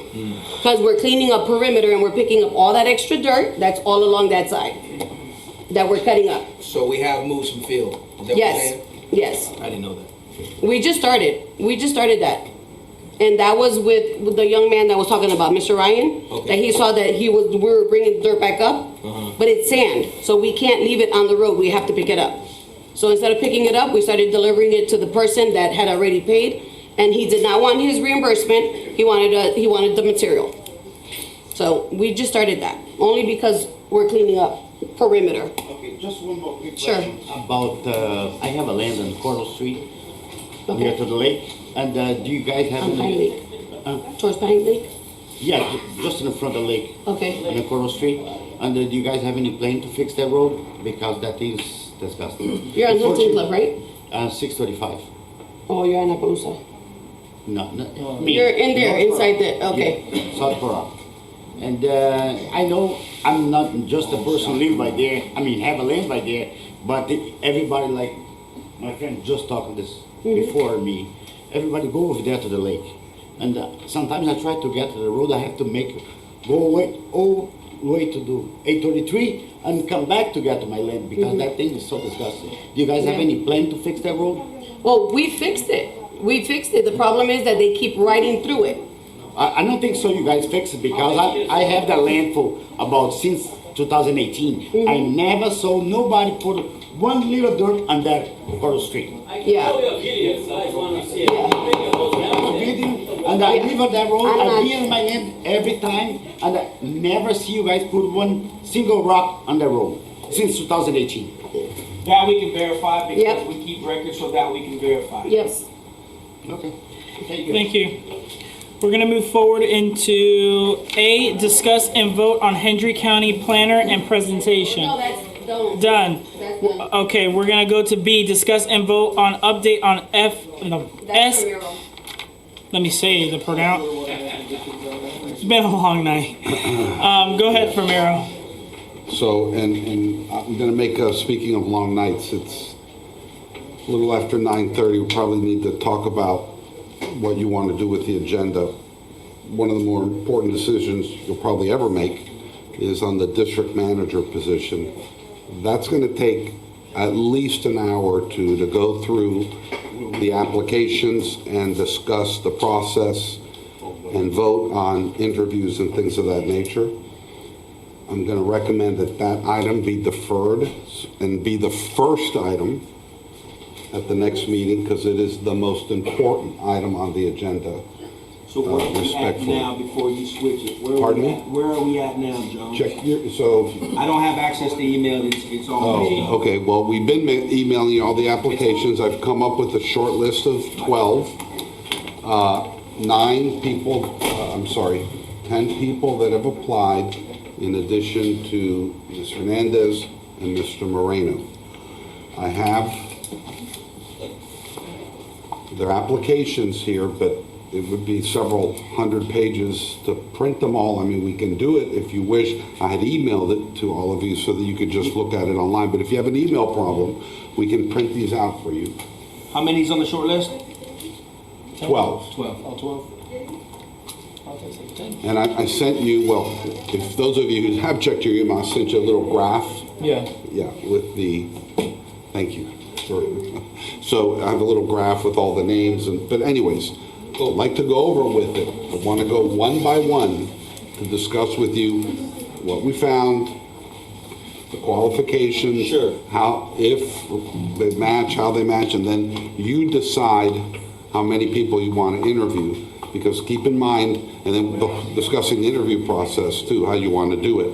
There's several different ways to do it. But definitely, what I was going to do now is give you an update, because we're at a crossroads here with the environmental resource permit application that we have pending with South Florida. But I just wanted to mention that we have some important things on the agenda, and because of the 2 hours with this community workshop, I think we need to you need to think about what you want to do with the balance of the agenda.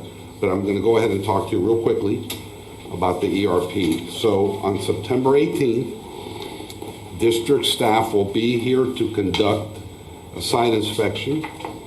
I want to thank our engineer. He's stepped up to the plate and has engaged in this process along with our environmental consultant. I think you're going to be here.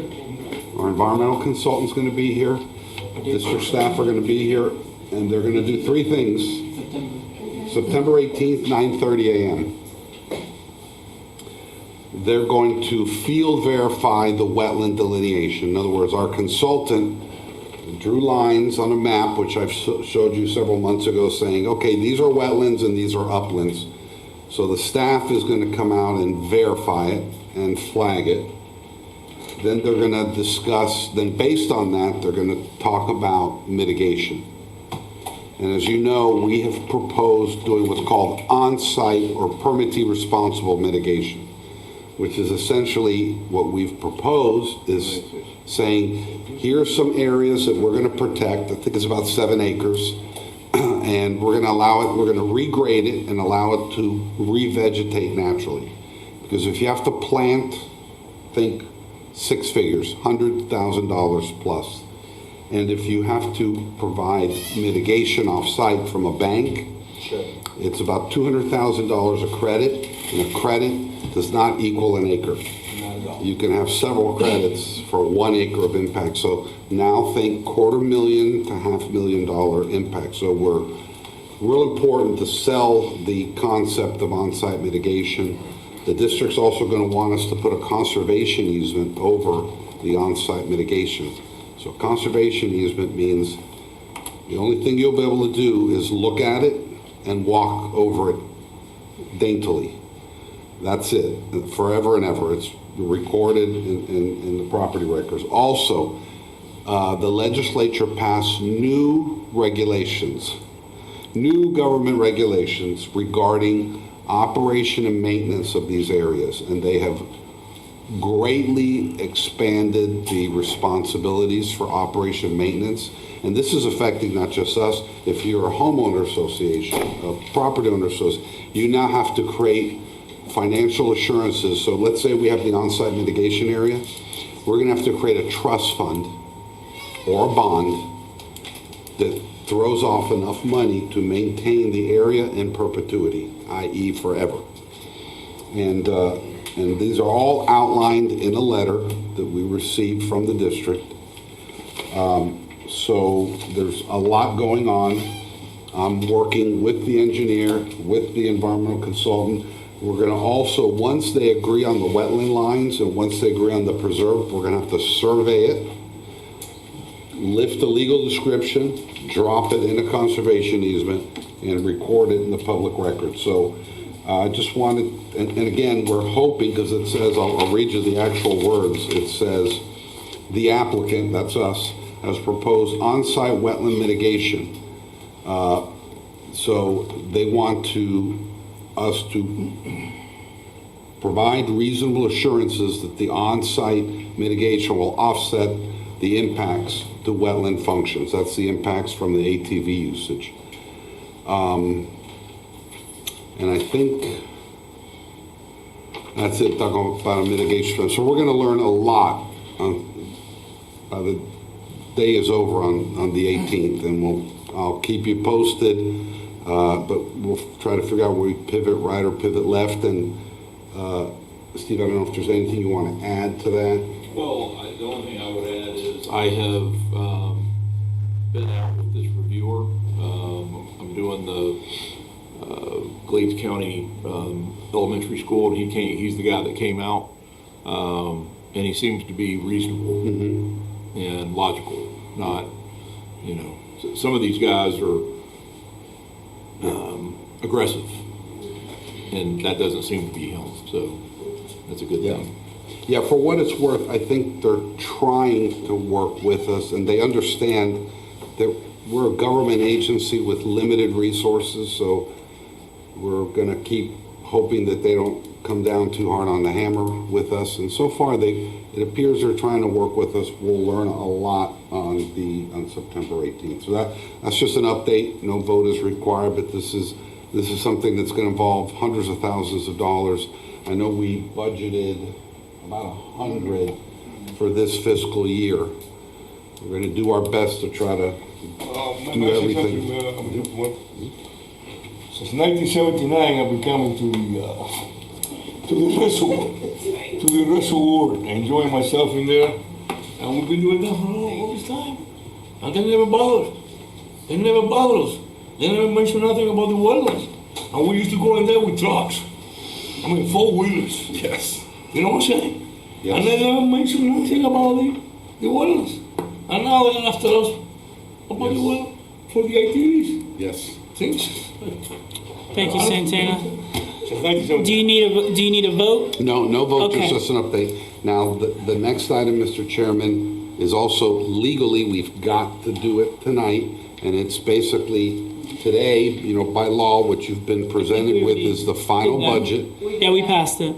No, you can't, because you were in a workshop. You can only vote in a meeting, so. It's exactly the same. Yeah. And we're going to we've drafted a resolution, which Steve sent you, so we have a resolution Okay. that you're going to sign, and. Can we have a motion to pass the FY 2024 -2025? Motion. Motion by Santana. Do we have a second?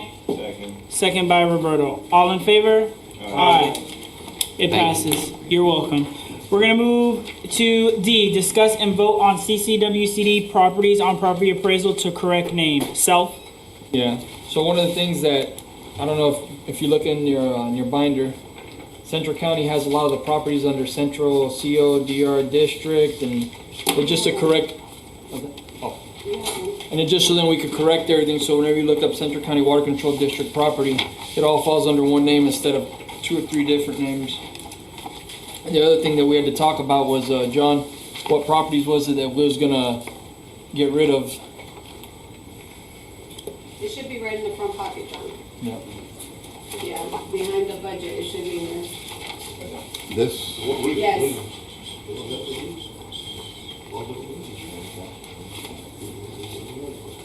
So you mean the ones that say Central CODR? Because if you see them, they're actually labeled in 3 different ones. The first 1, 2, 3, 4, 5, 6, 7. The first 8 properties are under Central CODR DIST district, and then the next one says Central CO Water Control Dist, and then the other one says Central County Water Control District, which would make more sense. That's why whenever people looks up Central County property, you'll only really find 1, 2, 3 of them, not all the other ones. Yep. So what I was just proposing was to get with them to fix the name and vote on just putting under Central County Water Control District, where there's not 2 other strange names along with it. Okay, we have a motion. We have a motion on the floor. Yeah, and the other thing that goes with that too is that we have to vote on which properties to get rid of, because John can't move There's forward. 2 different, yeah, I would vote on this first because they're 2 different issues. Okay. Yeah. And I only see. What are we voting for? And it's really, you don't even need to vote. I'll just go call the proper, I'll correct it. We have a motion on the floor to correct the name on the property appraisals for the incorrect verbiage or abbreviation to Central County Water Control District for all properties that are not in that abbreviation. Do we have a second? Second. Second by Roberto. All in favor? Aye. Aye, passes. Is it just this one page? Yeah. Okay. That's it. Yeah, because the other thing that was supposed to be on there was the properties that we wanted to get rid of. We're gonna go to E, discuss and vote on GIS application, Hernandez and Dobbs. What he's saying is it's a separate issue. What Chris is saying, he's talked about it before, is that there are certain parcels that are owned by Central County that Central County may not have any plans for now or in the future. And if that's the case, what Chris is recommending, that those parcels be declared surplus and sold to the highest bidder. We already voted on that. Yeah, we did. Yeah, but the thing is, for John to move forward, he needs to know which You need properties. to tell me what to sell. Yeah, because We said all of them. That meeting, we Well, I said don't know all what of them. all Well, he of don't know them. what. Yeah, because I mean, that's what I'm saying. If you look at through this whole list, if you say all of them, then all this is going to go. So we have to and be I specific. can't tell where they are just by looking at a piece of paper. I mean, Because the only one that we talked about keeping was one that's off of Del Central, and then there's 3 other ones. It's 185 Appaloosa, 565 South Dado, and then Live Oak. Sell this one too. Is there one more? This one? This one. Sure. 475. So I think that's the 3 that we voted on. Okay, So I'm sorry. Or the Could you 3 say that we those one more recommended. time? Which ones? There was like 3. Appaloosa, Dado, and the last 3, where you see that 185 Appaloosa Avenue, How big are they? 565 South Dado, and 845 South Live Oak. So 845's off perimeter. What's the where's the second one? I don't see. They're at the bottom. So Mr. it's Fermero. 565 South? 565 South Dado and 845 Live Oak, which is the last Okay. one. So, how big are they in size? What's the difference from those and the ones that we're keeping? 1.25. Those are an acre and a quarter. Most of them are breaking a quarter unless you live Yeah. in the corner lot and at the end. Yeah. So And why if are you we live around the lake. why are we keeping some and we're not keeping The only others? one we were So this thinking one about too? was Avenida del Centro. Yeah, because that's one you recommended keeping. They said if we In ever case. get to put together a dog pound or what else do you want? The mailboxes there? Yeah, no post office or something. So, because all the other ones, you know, for the people in the Yeah. community that don't know, we inherited these properties somewhere down the line and they don't serve no purpose to us. They're in the worst locations you could ever imagine. And we could actually, since properties are kind of high right now, we could probably get something back and hopefully put that back towards the roads or something more Yeah. meaningful than it just sitting there. Yeah. So I mean, if the Del Centro we want to keep and hold on in case, and then down the road we want to get rid of, we can do that too. Yeah. But at least these 3, they're not nowhere in a good location for us to ever use them for anything. Okay. so you're gonna declare them surplus and we'll go ahead and set up Yeah. So it's a 185 Appaloosa. 365 South Dado and 565. I'm sorry, 565 and 845 South Live Oak Street. Yes, sir. So you Okay, need to- we have a motion to sell the properties as of, go ahead, Chris. For surplus. Do we have a second? For the 3 properties, yeah. Second by Mata. All in favor? Aye. Aye. Passes. All right, now we're gonna go to E, discuss and vote on GIS application. Nay. My vote, Do we have any nays? me. One nay. Okay, we're gonna go to E, discuss and vote on GIS application, Hernandez and Dobbs. So, me and Steve have been working on, the GIS, system, which is a map system, and it's dedicated, it'll be for Montura. So, we can actually, it's gonna be, it's an app where we can go in and physically put in like where our culverts are, our stop signs, anything and everything that has to deal with our roads and drainage, our swells, everything. Pumps. Do we know how much it will cost? Yes. How much? It's, This isn't it, is it? no, that's not it. It was, What I remember was it was $5,000 to set it up, and it was $2,000 a year to maintain it. correct. And how many layers would it have? I don't know, but I mean, it was very robust. I was very impressed by the Yeah. presentation, and I mean, obviously, I can tell you, having worked with GIS systems for over 20 years, it's almost a no-brainer. When you have 7,000 acres, Yeah. you need to have a GIS system. They're amazing. And you can even put them up on the website so any member of the public. Yeah, that was gonna be my next question. If we move forward with the website and the app, could we be able to update our constituents of roads that are being worked on, culverts that are being worked on, and projects so that there could be a clear, transparent picture? So Yeah. we could do that Yes. to allow the transparency to our community. you can also add pictures. Yep. And doesn't have anything to do with this, but we are looking to automate the pumps. Yeah. Put some auto starts on them. We're getting prices on that now. Hopefully, we'll bring that to you next month. You could also grade the roads. In other words, Well, I'm put sorry. put layers indicating the conditions Yeah. of each of the roads. It's Like- for somebody that has hundreds of miles of canals and roads. Yeah, it It's, should do contour lines and everything. with it. Yeah. You can put All kinds 10 of layers whatever. on it if you want. Survey information. Yeah. I mean, you can, What system y'all looking at? Leica? I am, You only looked at one or multiple? we just looked at this. no, we one. just looked at that one because that was part of the conference. Okay. Remember, we sat in the class on the, IM? So he was the, Caleb. Caleb is the person, he has a whole presentation. The agenda app. Yeah, no, that's part of that's right here, and you guys all have a copy of this as well. In your folders, I put in also for the app, for, our website, asking for permission to switch from looking for a different, company for our website, and this, I spoke to them also. This group that you have is from the conference as well. They do the app and the website, so all of Ventura can download the app. You guys will have on-time information updated. Instead of being on social media, trying to get your information, you can actually download the app. It will be connected directly to our website. The GIS map can also be part of this app.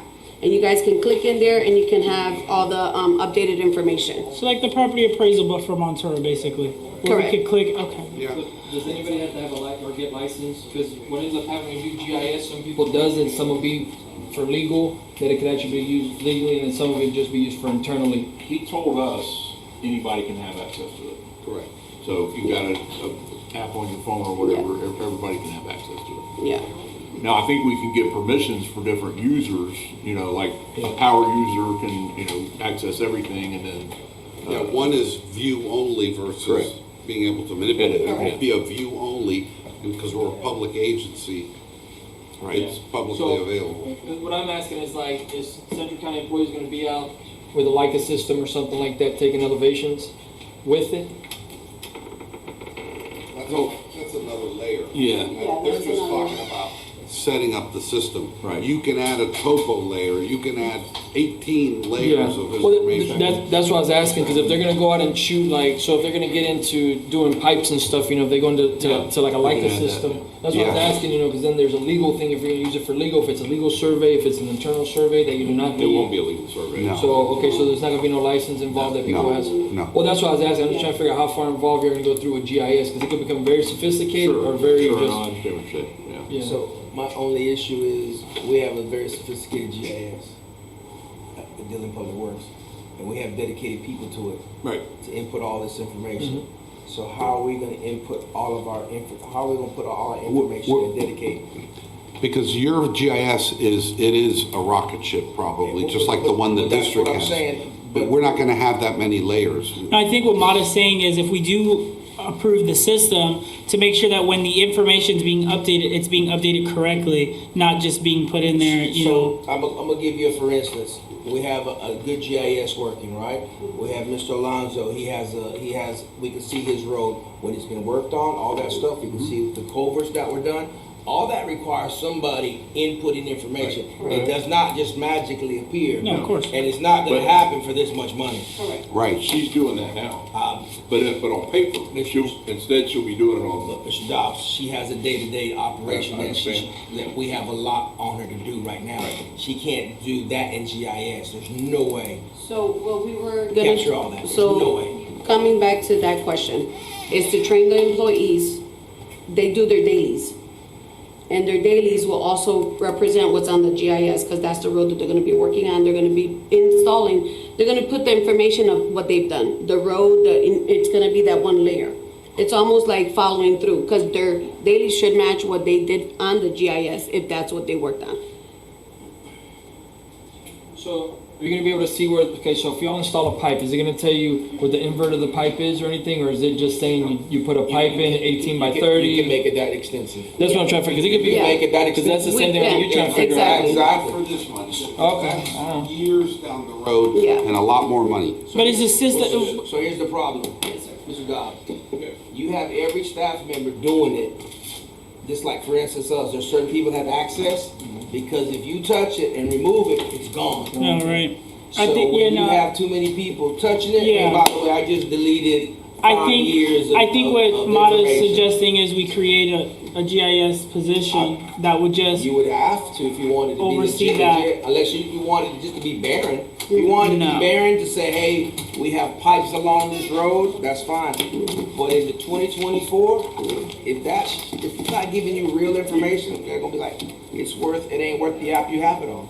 Correct me if I'm wrong, but I think all we're doing is if you guys are interested, we'll have this guy come in and give you a presentation. Yes, he could do the whole And then he'll be presentation. able to answer all those questions for you. So there probably is something out there, Mr. Dodd, that fits our needs. You know what I'm saying? Like Right. Trimble. Trimble's one, right? Right. Trimble is well represented in our area. They use them in the farms, just in the fields, but bring us more than just one, because for $6,000 you ain't getting much.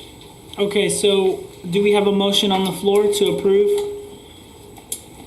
All right, we're gonna move forward with F, discuss and vote on district manager shortlist. Do you want us to push that until next month? I would recommend that we push it to next month and make it the first item so that we Okay, can have a robust discussion about Excuse me, Mr. Chairman. that. yes. You say we have a motion to approve what, DSI? The the GIS. Yeah, well, you said so quickly, you know what I'm saying? Yeah, we're just gonna have a presentation in front of us, okay, yeah. okay. Yeah. Thank you, sir. Okay, so we're gonna postpone F until next month, and it will be our section A for next month. All right, we're gonna go to G, discuss and vote on time card, online time card.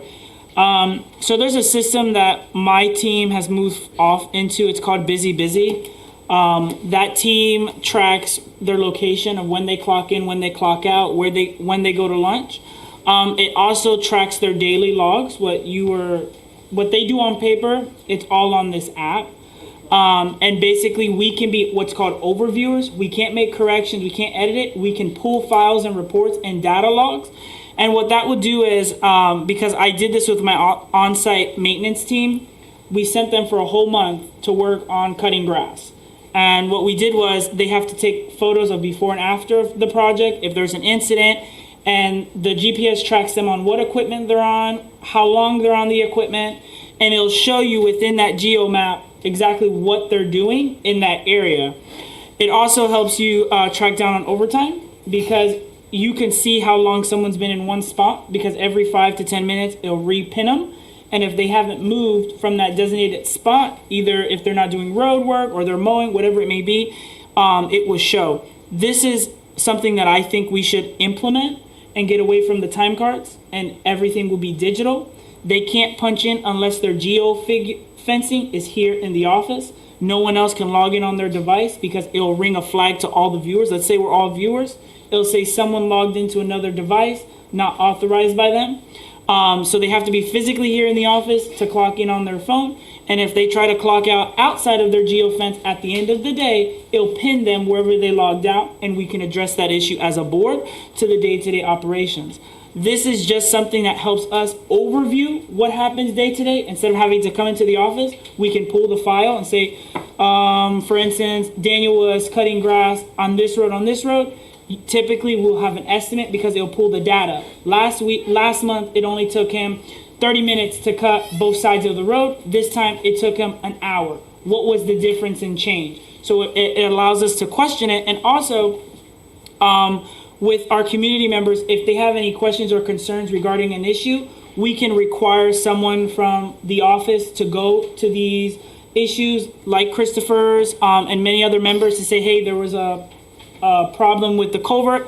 They will physically have to go there, take the picture, it'll time, date it, and pin it. So if we as a viewer say, did they go? The manager says yes, or a supervisor says yes, they went there to view it. We can go back and see what time they went to go view it, what pictures were taken, and what they updated in that report for that daily.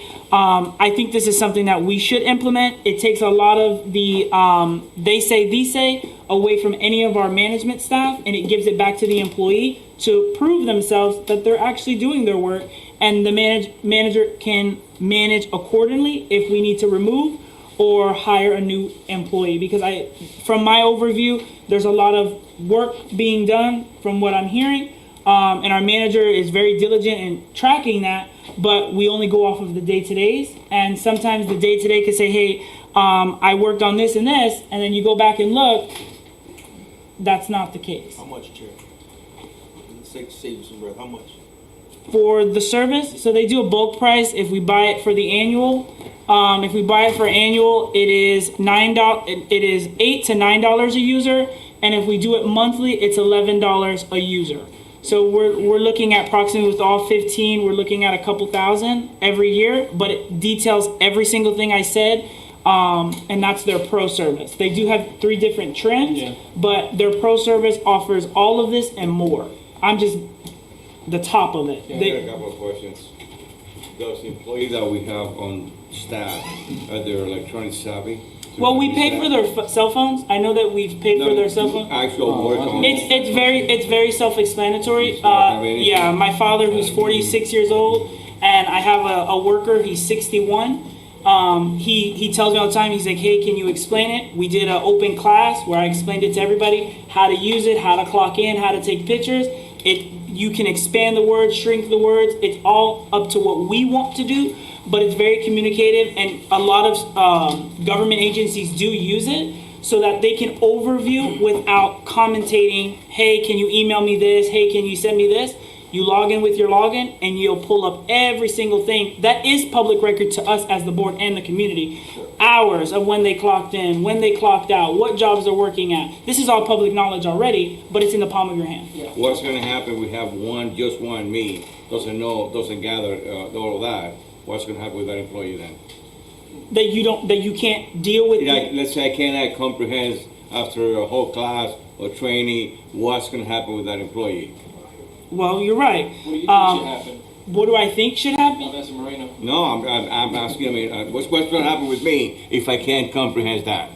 Well, if that's, to be very frankly honest with you, a lot of companies and government agencies are moving away from paper because paper can be altered. And one of the rule of thumbs that I liked how the city of Belgrade and many other cities stated, paper could be altered and you wouldn't know if it comes from a higher level in management or it comes from a lower level in management. I could go back and say, and you'll never know. But with digital, it's more efficient where no one can say, oh, I clocked in at 5 or I clocked in at 6.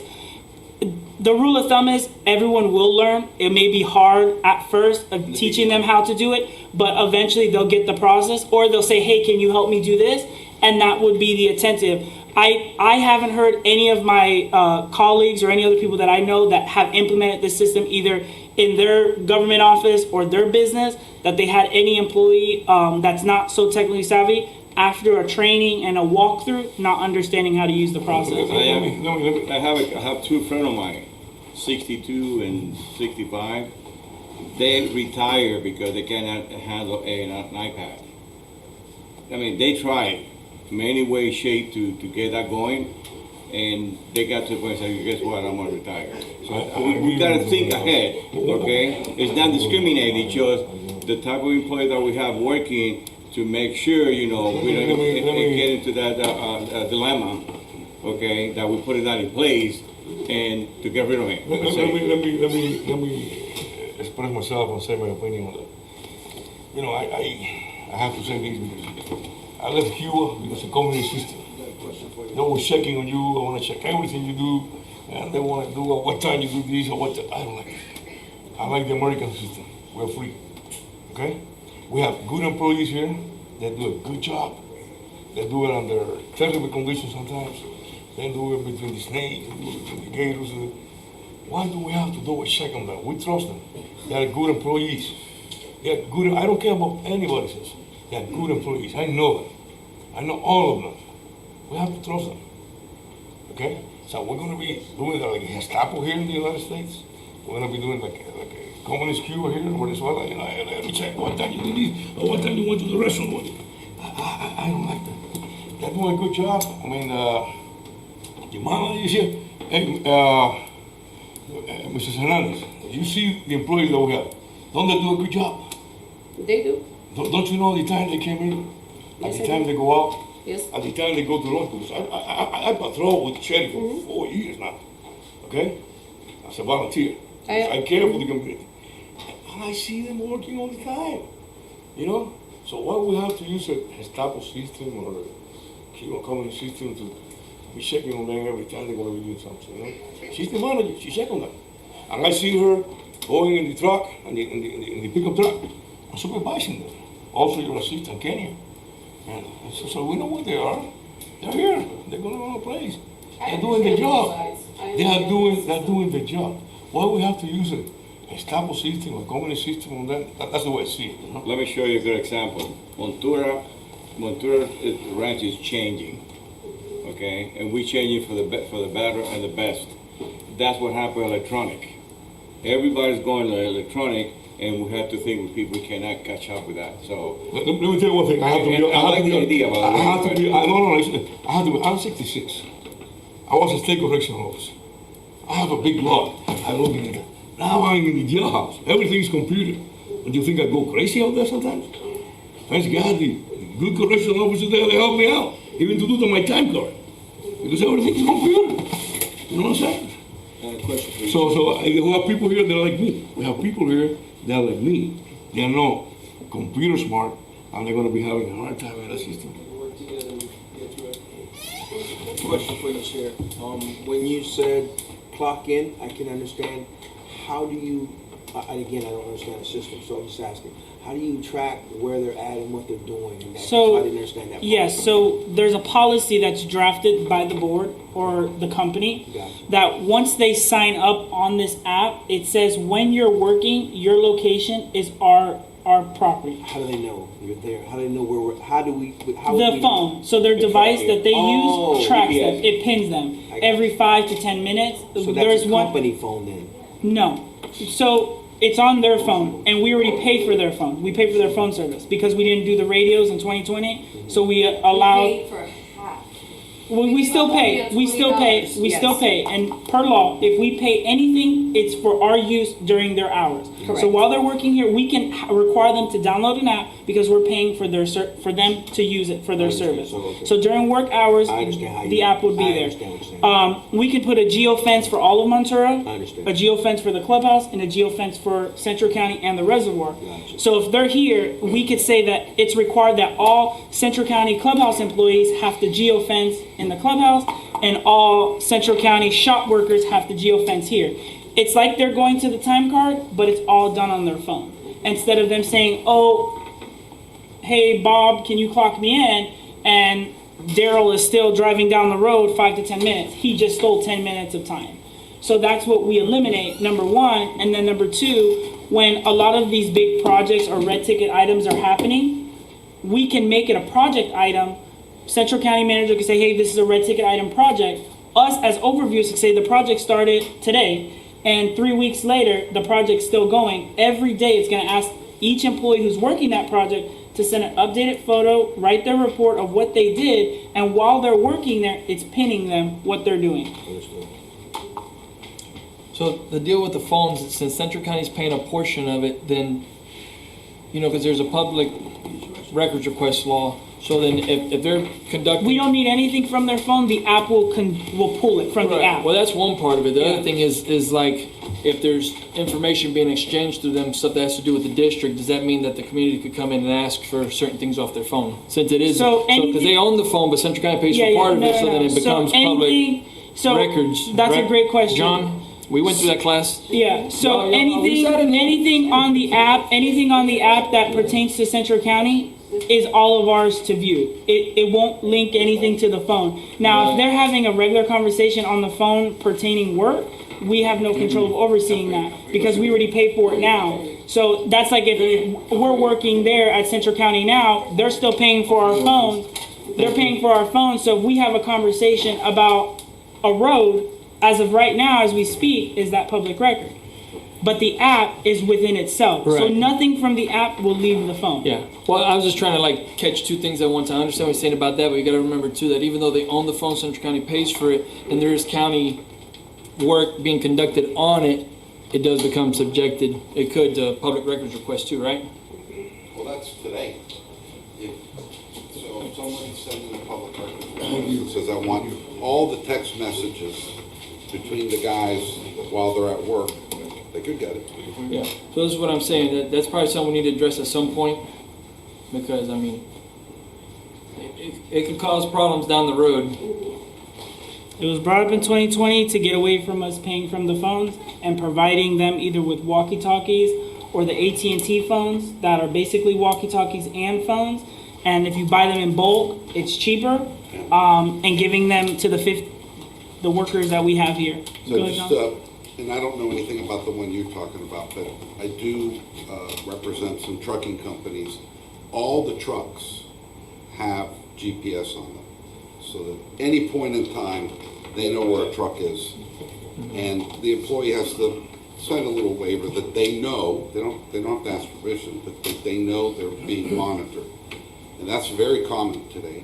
I don't know if putting on the heavy equipment a little GPS tag, that should be pretty straightforward. So at any point in time, you know where any of the heavy equipment is being used, rather than tagging, the people. Because then if they go home, how do you turn it off?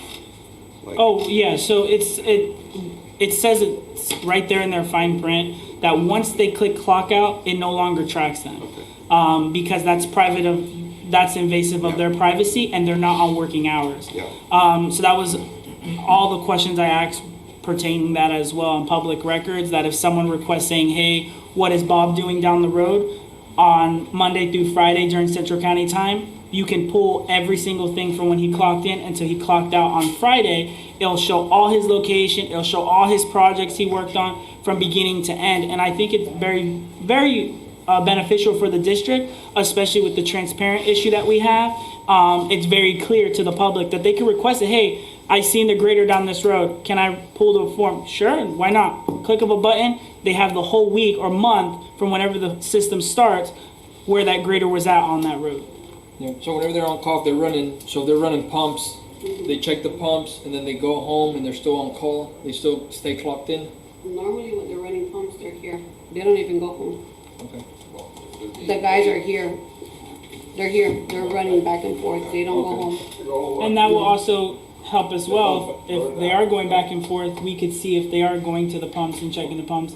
We can even require where you download QR codes. You can download QR codes and put them on the pumps, and they have to physically take the picture, and it'll tell you, it'll timestamp saying they were at this pump at this time. Yeah, you don't want to get too crazy. Then No, but I'm saying these are things that they do. These are things that they do with the system. So this is, so you're just to look into it, or are you trying to purchase it right now?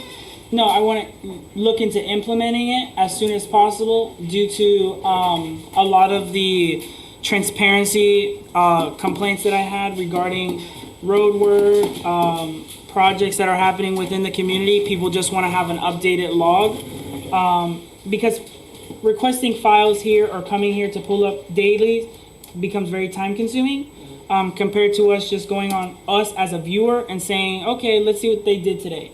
And it'll show us the whole list. We won't pull time away from our manager. Right. We won't pull time away from any of the employees. It's strictly all done by them individually. So when we do have these formal meetings, we can say, hey, on this date, blah, blah, blah, can we have answers? And the community can view it too. And the community can view it too. I got a question. Man, what country you live in? Do you brief the employee the changes that we are talking about coming in the future? Yes. So they're, because if they don't be, I don't want it to be a surprise. Even though we got employee here on the floor, but I want to make sure it's coming from you. Hey, the board is talking about to implement this and that. Every morning, after this meeting, in the morning, we'll have a meeting, and I inform everyone of everything that we spoke about, and then I give them the link, and they can be watching it on the video. They will watch it. So if you see anybody with a flip phone, they gotta push numbers. Yeah. Yeah, but if they have one of these, I could promise you that they know how to get into Facebook and all that other junk. But And not on the actual application. they better be able to. I do have someone that does have a flip phone, just so you know. So that's what you're gonna have to help. I'm just stating there are actually two that have flip phones. Actually, Kenya has a flip phone right now. So how would you get past that? Well, again, it's gonna have to come back. You have to figure that out. Yeah, You get past that. because I do have one that What's has a flip legit phones? flip phone. Oh, if they have a flip phone? No, does it Yeah. work with on a flip phone? No, it doesn't work on a flip phone. And that's But she's an office employee, Oh, so she no. I have a regular employee that has a flip phone. Okay. Yeah, no. They could we could no, they have to come to this box right here to use their card. We have an office computer in there that they can log in and clock in and out. It's the same thing, it's just they're using a computer. There's a computer that is assigned to Ms. Kenya, and there's a computer that I have assigned, and then the one for the district manager for whoever's there. There's not an extra computer. So you're talking about purchasing. Again, we're talking about personal use because that's what. Yeah, I can do that. Management, that's what that is. Yeah, Yeah. Bring us something. yeah, I can do that. Management, that's what that is. Yeah. Yeah. Bring us something, we all look at it and That's like a spicy. I like it. We might not. I don't know. Okay. KTB. So we're gonna move forward to G, discuss and vote on H, discuss and vote on e-sign for checks. It has come to my attention that we've been paying either bills late or checks are not being sent out in time due to signature. My name has been signing a lot of checks, and then Santana been coming in and signing, or you. But I think something that I proposed, and it goes in unison with all of this as well, is a purchase of tablets like this, because a lot of other government agencies have it. The tablet will primarily be the seats. If we ever get removed, it stays and it's for that seat. And that's where we can either view the Busy application, and we can also e-sign some of the checks. The reason being is because we can't keep having these checks go 2 or 3 weeks without being signed, because either we're too busy or we don't have enough time to stop in the office because we do have our 9 to 5 to 8 to 5 jobs. The only thing is about the e-signs is if we are signing checks, I do want, like how she presented to us physically, the breakdown with what the check is that we're signing, where it's not just an applicant, where it's just a check and we just sign it. I want to see And we're a gonna be signing breakdown the check through the computer? through the tablet, yeah. Through the tablet? Yeah, wherever you're at. So, I'll sign checks. The thing is, somebody needs to let us know, hey, we can sign checks. Because on Fridays, everybody's working. They call me twice for it. I said, after 5, you come to the house, I sign them. So, I mean, that's their responsibility to let us know. You know, I mean, because we just can't come in here whenever. No, absolutely. But in her defense, there has been times where bills are due and they magically sent. Because y'all have only called me twice. So if there's been any other one.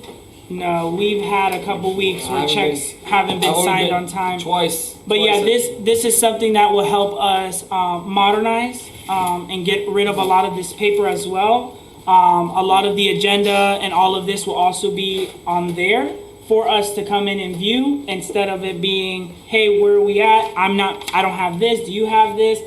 Presentations can also be presented to us on here as well from any vendor. They can email it to us or send it, airdrop it to us, and we can all have the same information at the exact same time. If there's an emergency or something in the office that needs to be illustrated to us, if someone doesn't have access to their emails because of their phone or they got logged out, the tablet will have everything just to pertain just for Central County. It's not for our personal use, it's for county use only. So it'll have the county email in it and any apps and software that the county uses. But that's what's supposed to be on there for the e-sign as well. That's for us as board members, so that if we ever get removed, whoever replaces us, the tablet is there. So we're going to be having a tablet, each one of us? The board, yeah. That's what I propose. So I'm guessing these checks are going to be scanned. So how are they going to? So they're on the somebody has to put that information in. Yeah, so Who's I know gonna do that? I don't know if John's Boy's office is equipped to do it, where you can send us the breakdown, like the invoice and the receipt log of the check, as well as with the check to being signed and reviewed, or you can't. Send it to my AI. Well, there's a lot of cybersecurity programs out there that I know we can look into, but we have to modernize and checks. I've contacted numerous other government agencies. Some of them don't use checks like that. They actually have a secret PIN where your PIN changes every week, or we can have it where it changes it every day and it texts it to you. You log into where you have to sign your check with that PIN. You log in and you sign the check. We just can't. With that test. The system does it, but our financing office should be able to stay with modern times as well. John's going to do it. I don't think scan checks and stuff, but just need to make sure that we have a secure system. We got to do something. It's good that we talk about this stuff. It's at the point where we're the only government agency that we're still signing checks, and the checks are getting signed late. Government agency, but I will say we are. Everybody pays everything online. Everything is electronic. We're the only ones that are still doing everything through paper, and it's not being transparent enough to our constituents of what's going on. We do pay late fees. They may be $5, $10, but that's $5 or $10 that we're taking away from the constituents. Not just alone, the time from when the checks are signed, from the time the checks are sent out, or even given to our treasurer. So we have to come up with some solution. This is the fastest solution that we can do. I know a lot of other big places do use it. It is a fee, a costly fee as of right now, but we have to look into alternatives. I've been saying this since 2020. Marie, John, I can talk to Marie. I mean, because again, one of their biggest clients is U.S. Sugar. Well, we have to come up with some solution. One thing, Mr. Chairman, and I have to say this. We have no money. You're inventing all these things and everything is money. We have no money. Well, this was... We need a money machine here. That's what you have to bring over here. To bring all those ideas that you have. No, we have no money. It has nothing to do with the money. It has to do with the aspect of us being transparent. We have checks that are being signed late. Cost money. Every tablet costs money. But it's something that's one-time cost fee. It's not, we're gonna be buying every new version of the tablet. It's only to read your emails, to get document, To check all the employees. the system to bring. Well, I don't have the exact number, but that's I'll make more. sure when I bring it next month, I bring a little bit more than what you guys asked for. But we just need to be more transparent with our community. We're being very vague with them. And this past couple weeks, I have hundreds of messages of not complaints, legitimate concerns that they contacted the office, they emailed. I do reach back out to our interim manager to follow up with those projects, but it also comes to the aspect, what proof or evidence do we have, minus to present to these individuals that the work is being worked on or complete. A lot of the constituents like myself, they drive around, they take pictures. The next day, if we say that we're gonna do something, we have to hold that standard. What happens is, oh, we're gonna get to it, and then 2 or 3 weeks later, we do have accidents, we do have things that happen, but the transparency aspect is gone. So when that constituent goes and says, hey, you said you're gonna be here next week, I may not know as a supervisor, because I may not contact my manager every day, or have that, hey, we had an emergency. I could go back in the system and say, hey, they were working on it, they did notate that they went to go look at it, but here's the project they're working on now. And it's also public record to everyone here. So, I don't like it. that's what I propose for H. Sheesh. More than 3 minutes. All right.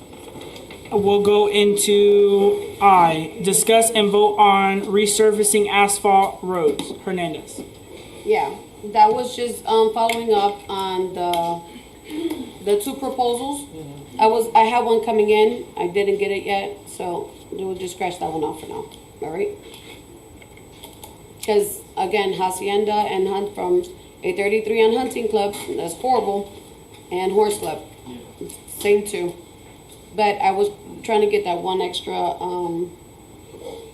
proposal. What about Hunting Club from Hacienda to 833? The road is bad. That's the one that we wanted to just resurface. That's the one. That's the one we were talking. We have been talking about the maintenance of it. No? It's not the only So- one. Horse Club is just as bad. Yeah, Horse Club is just as bad. Whatever happened, like for potholes, I know Horse Club and Hunting Club has bigger problem, but I remember a while back, I guess Minio bought equipment. He did. To do Yeah. hot patches, and they bought a roller, they got a trailer. Well, not hot patches. No, he bought a street saw. But yeah, Yes, you had to get yes, the yes. concrete saw Yes, and all that. and we have that, and we have the Y'all still use any of the that? walk behind. No. We haven't used it. I'm gonna be honest. No. Did it work? They So whenever they did use it, did it actually help anything, or was it just? well, waste the of coal money? patch that we were using at that time wasn't sticking like it should. Yeah. To be honest. And the one that we're using now, you can even use it while the ground is wet, because it actually seals it better. Yeah. So, and that's the one that I got from the information from Henry County's roads, Yeah. and that's what we've been using, and that one has been. And are y'all cutting out the whole? No. To be honest, no. They're blowing it out and putting it in. That's why it's blowing out quick. That's what I'm saying. Our base is about to tear up if we don't do anything. We haven't done anything in 2 years. Y'all, if you're crying about 100,000, y'all really. But the really road, gonna be in trouble. Mr. Mata, the road that we need to do ASAP is perimeter. No. Perimeter. Perimeter is, we always leave perimeter behind. Can you give them a price We on always perimeter? leave perimeter behind. Give them a price I have, on perimeter. I have residents for perimeter complaining. So you just talked to Mr. Daniel about budget and not having money. How much would it cost to do perimeter? In the condition it is now. Probably $3 million. No. To pave it. Mr. Mata, I'm not saying put asphalt in whole perimeter. I mean fixing the. If I lived on perimeter, that's Fixing, what no. I'm talking about fixing the holes and perimeter. Yeah. Fixing it. That's what I'm talking about. Yeah. I'm not talking about putting asphalt in the whole Do road. you know how far you need to take it up to be at its right elevation as we speak? So, But to fill the hole, have a hole, you're gonna put another material in the hole? Like yeah, so there's a lot of material, and I proposed it a while back. If you see the sub base that y'all took out, y'all have tons of It's already mixed up with crushed rock. Yeah, so a lot of that, whenever they was cutting down these roads and put the millings on, I proposed to her and I told her, why don't you take that, go down the perimeter, instead of you dumping it here and then picking up and sending it back there, you have two graders. That's what I'm saying. Send one down there, so while they're working on the road, take that rock that's still good rock, lay it out, and then as you start doing these projects, you're gonna have two things going at the That's same what I'm time. saying. I'm feeling And- the area that is really bad. Yeah, because now they're having to move the material twice. And that's why I get back with projects. And when you do projects, if you kind of plan them out, they'll work out. Because while they're cutting out a bunch of sub base, they can move it down here. And Well, then we could do that now because we actually have two grader operators. At that present time, we only had one person that actually knew how to use the grader. Now I have two extra people that actually have been training on it. And that's kind of been our little testing ground perimeter on using the grader, the old grader. So, and the new one. I'm just saying, we've been using both of them. Yeah, because a lot of the So- holes, they could go out there, and if they actually cut it down and move some of the material around, Yeah. they could kind of create a new base for it, and then Correct. put the rock on top. Instead of having, but you're gonna have a big hole, and you're gonna put a foot of rock in it, and then you go a few feet forward, and there's only this much rock on it. That's why once you go ahead and you reshape it, and then you put your rock on top of it, it'll be a better base for you in the future. Mr. Hernandez, Yes, sir. do we have line rock here? Do we have line rock material? Line rock? We have some, in small amounts though, very little. We can use line rock. Yeah, we've been using the base rock that we've pulled up, and that's what we've laid on perimeter. Have you finished your report yet? Or are you still going We were down? not on our report. We didn't even start the report. We were on the asphalt. Still on the road? Well, I got a question. Did you guys vote on the minutes? Yeah. Okay, I wasn't sure. I stepped out, so.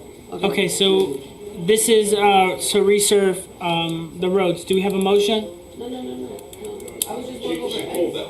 Remember, I told you. She scratched it out. I scratched it. Okay, I apologize, everyone. Due to the time, we're gonna go through the the reports for our staff reports. Just go through your report, and then after, if the board has any questions, they'll ask the question, and then we'll just jump strictly into 6 which is Yeah, 6, I don't even know why that's even in. Okay, so we're gonna erase that. All right, so all staff members we're gonna start with our district manager. Can you please go through your report? Any questions? Wait until the end of all of the staff reports. We've been working with Ovid on the resilience grant, me and Steve. Conference call, as you see, with staff gauges. Hal from Mr. Bennett's office will be installing them. We already got that situated. The Henry County grant updates, me and Mr. Steve and Diane. That's also part of his office. Have been working with them as well. Pumps have been running, working on Canal 13, cleaning and picking up debris. Millings on Avenida del Sur and Lindero happened throughout this month. Whatever we had left of millings, that road was one of the worst roads we had on our old list, and that's what we tackled first. And we went on to Horse Club and Nogal. Road repairs we've done, Horse Club, I'm not gonna name them all, but they're all there. On the corners, if you see off of Bald Cypress, Horse Club, Camino Real, Avenida del Sur, Ventura Hunting Club, Appaloosa off of Cabbage, we've filled in the corners. People tend to take that corner and it just loses the material. We actually put millings and it's holding a lot better. We picked up debris. We burned everything that we're picking up at the same time. We were working on the sides of the roads that we were scraping off to offset the water so it's not sitting on the road. We started mowing again. Our mowers were down, all 3 of them. And then we finally got the little one going, and the big one of the big ones is going right now. So I'm still waiting on 2 gearboxes to come, and we'll have all 3 of them running.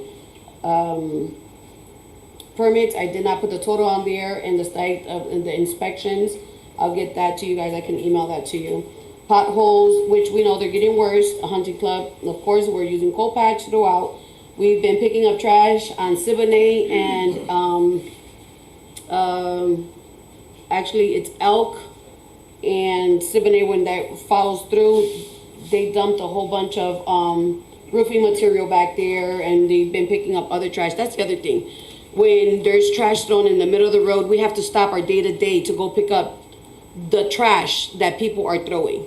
They come into our community, they dump it, and then we have to stop what we're doing. If the guys are on the roads or they're doing whatever we were on our projects, we have to stop what we're doing to go pick up certain things because people don't respect our roads. So if you guys know people and you guys are seeing it, please report them. Our pool is open, our big pool. Our waiting pool is not open because they were waiting for the drainage information, which they did receive. So hopefully they'll be out and they'll be able to open that. And we did the back to school bash. It was a success.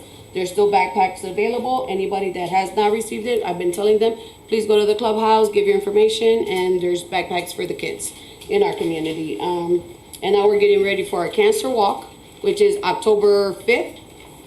And we also have our golf tournament coming up in October. And then we have, on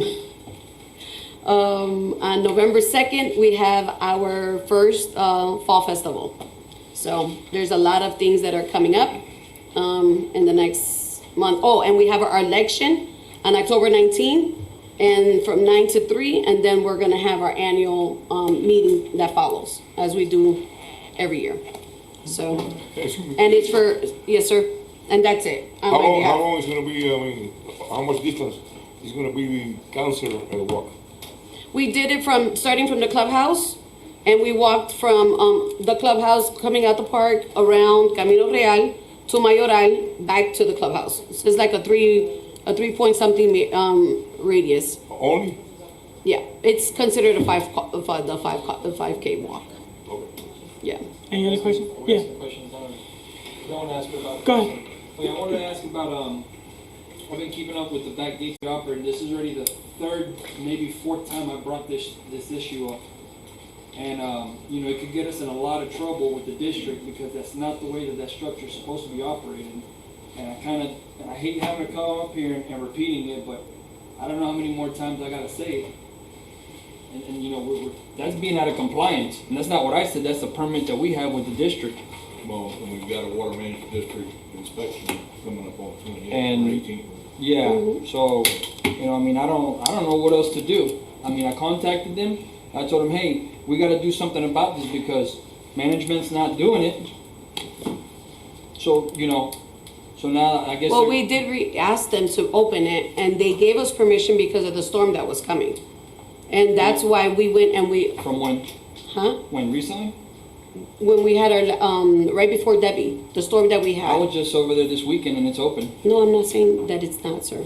Oh, okay. I'm saying we had it open. We never went back there and closed it again, is what I'm stating. We had it, we did open it more because the reservoir was almost at 24 feet on the inside. And the levels did go down. And so again, the reason why it was open and they gave us permission to open it up another half a foot on each side. That's why it's open, because we were draining the reservoir because it was almost at 24 feet. Yeah. Have you ever read the permit or any of this to the way it's supposed to be operated and the criteria? To be honest, I'm going to say no. Okay. Because this is very important, because this permit, you know, this is what we operate under. And, you know, because when I called them, I asked them, you know, there's supposed to be a verbal discussion between Central County and them Palm Beach office. And I asked them, and they said, you know, and then they said, per their flow chart, it said that it's been open since the 21st, which I know hasn't been completely open, but I've seen that thing open, I mean, this more than 4 or 5 times. So even like right now, why is it open? Again, we haven't gone back there to close it. That's what I'm telling you. That's why this is very important for you to understand. I mean, I could give you this, and I brought it up, I don't know how many times already, and I hate to have to, you know, beat on this, but it's like we can't keep doing that type of stuff. That's the problem that's always happened here, is that we always say we're doing stuff right. No, we're not. That's why staff gauges are important. You know, like pumping your main canals. Where on the staff gauge would you say justifies you cranking a pump? There's a level. There has to be some type of level. Correct. If it's above 21, it cannot be over 21. So we have to turn on the pumps to get that draining. And then you pump it down to what? It's I want to say 20. Yeah, because 20 thereabouts. Because again, you've mentioned it before. I'm listening. Okay. Now, the only time we've gone lower was because of storms that are coming in, and that's why you've seen that a lot of the flooding that we had prior. During all these storms that we've had currently, we have not been flooding. Yes, the potholes do hold the water of the roads that we do have, yes. But as you notice that we've tried to keep that same level. Our reservoir was at 23, 24. And we've been keeping track of that because, again, of that, we have not closed that gate. That I can guarantee. So how long has it been open now? So, yeah. When was that? What, 2 weeks, 3 weeks ago? No more. Just about. When we had the little storm. No, it's been 2 weeks. The storm that just came through. Yeah, it's been 2 weeks. The storm that just came through. And the reservoir got up to past 22? We had it almost at 23. Oh, he left. I was gonna say Albert. Y'all have a log of all that? Yes, we do. I can get a log of that? Yes, we do. Because I asked them about it and yeah. they have no idea, like, yeah. You know, that's the only reason I'm bringing it up, because like I said, I went out there and I flew my drone and both of them are wide open. You're correct. And there's like I said, it ain't because I say it's because the criteria says that that's the way it's supposed to be operating. And we need to really get into that. That's what water management is about, because it's not just flooding, it's during irrigation. So right now, all that water leaving out, we're going to go through a very dry spell this year. And letting all that water out surely is not going to help. You know, and that's the only reason why I bring it up. You know. And I respect that. Like I said, you know, but when I do get the emails from South Florida Water Management telling us that we have to drain down our canals, the storm coming, we don't know exactly where it's pinned to, where it's going to hit, we're going to have flash floods. So I make sure that our canals is as low as I can get without killing our vegetation and our fishes and stuff like that, because I don't want to be behind the 8 ball like it's happened in the past. So that's been my only concern, you know. So when I get those emails like that, I go ahead and tell the guys, let's bring it down to what we have to. Yeah. You know. And every time you open the back gate, you contact the district Palm Beach office and tell them where your staff gauge level is, and then they give you permission to open it 1 foot, 2 foot, 10 inches. They've given us permission to open that gate. Every time? Yes. Okay. They have never said no. All right, let's move forward. Engineer report. Okay, reviewed and approved 5 electric permits for the last month. As we talked about, we received the second REI for the AGI. We got an inspection on the 18th.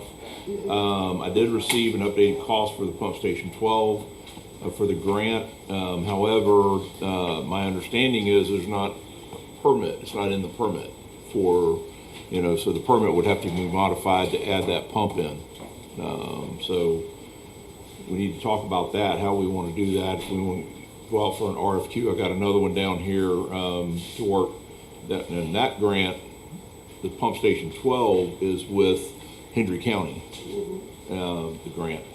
The next one is for the resiliency grant from 2023. Now, when we were on the phone with them last time, they said that one that we have right now is from 2022, right? The 2023 did not get approved because they want shovel-ready projects. So, you know, the district would have to hire an engineer to prepare some projects, you know, for that were shovel-ready, and then you would rank higher. Last year in 2023, you ranked low because they weren't shovel-ready. So, shovel-ready means you're at 60% design and you've got permits. Right. So, you know, again, we just need to talk about that. Tonight's probably not the night. You know, I'm working with Bennett to install staff gauges. Now, the one comment, they're putting these staff gauges in AVD datum versus in GVD datum. So we'll have to modify that elevations that you're going to be turning the pump on and off to coincide with that. Plus, we're going to be putting in the auto start, so, you know, those will be calibrated to around that criteria as well. We also have Bennett, they're going to put some benchmarks down on perimeter to assist in putting in the culverts at the right elevation. I came out with Mr. Hernandez, and, you know, we established a culvert policy on how to set the culverts, because typically what it is, it's you know, you go out and you get the elevation and you do a cut 2, okay? But there are some places out there where a cut 2 is still above grade. So, you know, what we did was it's either cut to or bottom of the swell, you know. So we clarified that, got that established. And again, I'm getting prices on the auto starts. Most of the pumps are John Deere. And there's a Everglades Farm Equipment right there in Okeechobee, so I'm working with them to try to get some prices on that. We're also talking to an electrician to get prices to install these, you know, because he's got to hook it up to the battery, and we'll probably have to get a solar charger, trickle charger to keep the batteries. This is all telemetry? Not, Telemetry capability? we could put telemetry on it, yes. Like 10 But grand a piece? Yeah. It's like 10,000? You know, it's probably going to be, you know, $2,000 to $3,000, you know, for each one for the floats and by the time you get it installed. What if we could do a grant or something to do that good telemetry where it's all data logged? We can try, sure. That's it? Yes, sir. Thank you. We're gonna go to District Treasurer. Briefly tell you where I think we're at here, and then y'all can decide if you want to go through those reports. But 10 months, we're 10 months out, we're 7% under budget on our expenditures. And in order to do the budget, I had to compute what I thought we would make and have by the end of the year, which is just 2 months away. And unless we do something about buying equipment or some unusual expense, it's looking like we may be ahead like $650,000 revenues over expenses. So we can make a good add back to our equity that we've been draining. So that's where I think we're at. If you want to go through the reports, we can do that too. For the sake of time, no. We're going to go to D. Thank you, John. Okay. John Ferrero. We prepared a budget resolution for tonight's adoption. Going to be bringing back to you next month the financial disclosure requirements that passed this last year. We're now preparing for the October election. We'll be bringing a resolution next month on the election procedures. Some of you who have been around know that in advance of the election, we set forth all the procedures and requirements for the election. Drafted a letter to congressmen regarding the post offices. We're coordinating a meeting with Aaron Dady regarding the state grants and working with the district engineer on the environmental resource permit application.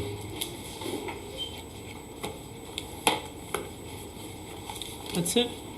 That's it. All right. Any supervisors' reports? I got a question, John, about the elections. In the past, whenever they had, I don't remember if it's 2016 elections or 18, that they actually had fake names that was put in and actually counted. And then whenever they looked up the properties, there was like months in advance. And then there's a lot of properties that was sold off, and then that person wasn't entitled to have all them votes, but they still had them. So as a concern I brought up to you is like, who's going to handle this to where we make sure that if Chris self-votes, taxes are paid, he didn't sell the property, he's a landowner, there's no fake name thrown in there and counted, because it is an issue that we did have, and the only thing that came out of that was that there was no more absentee ballots. Right. That was allowed after that. But it's just to make sure that, that nothing like that happens again.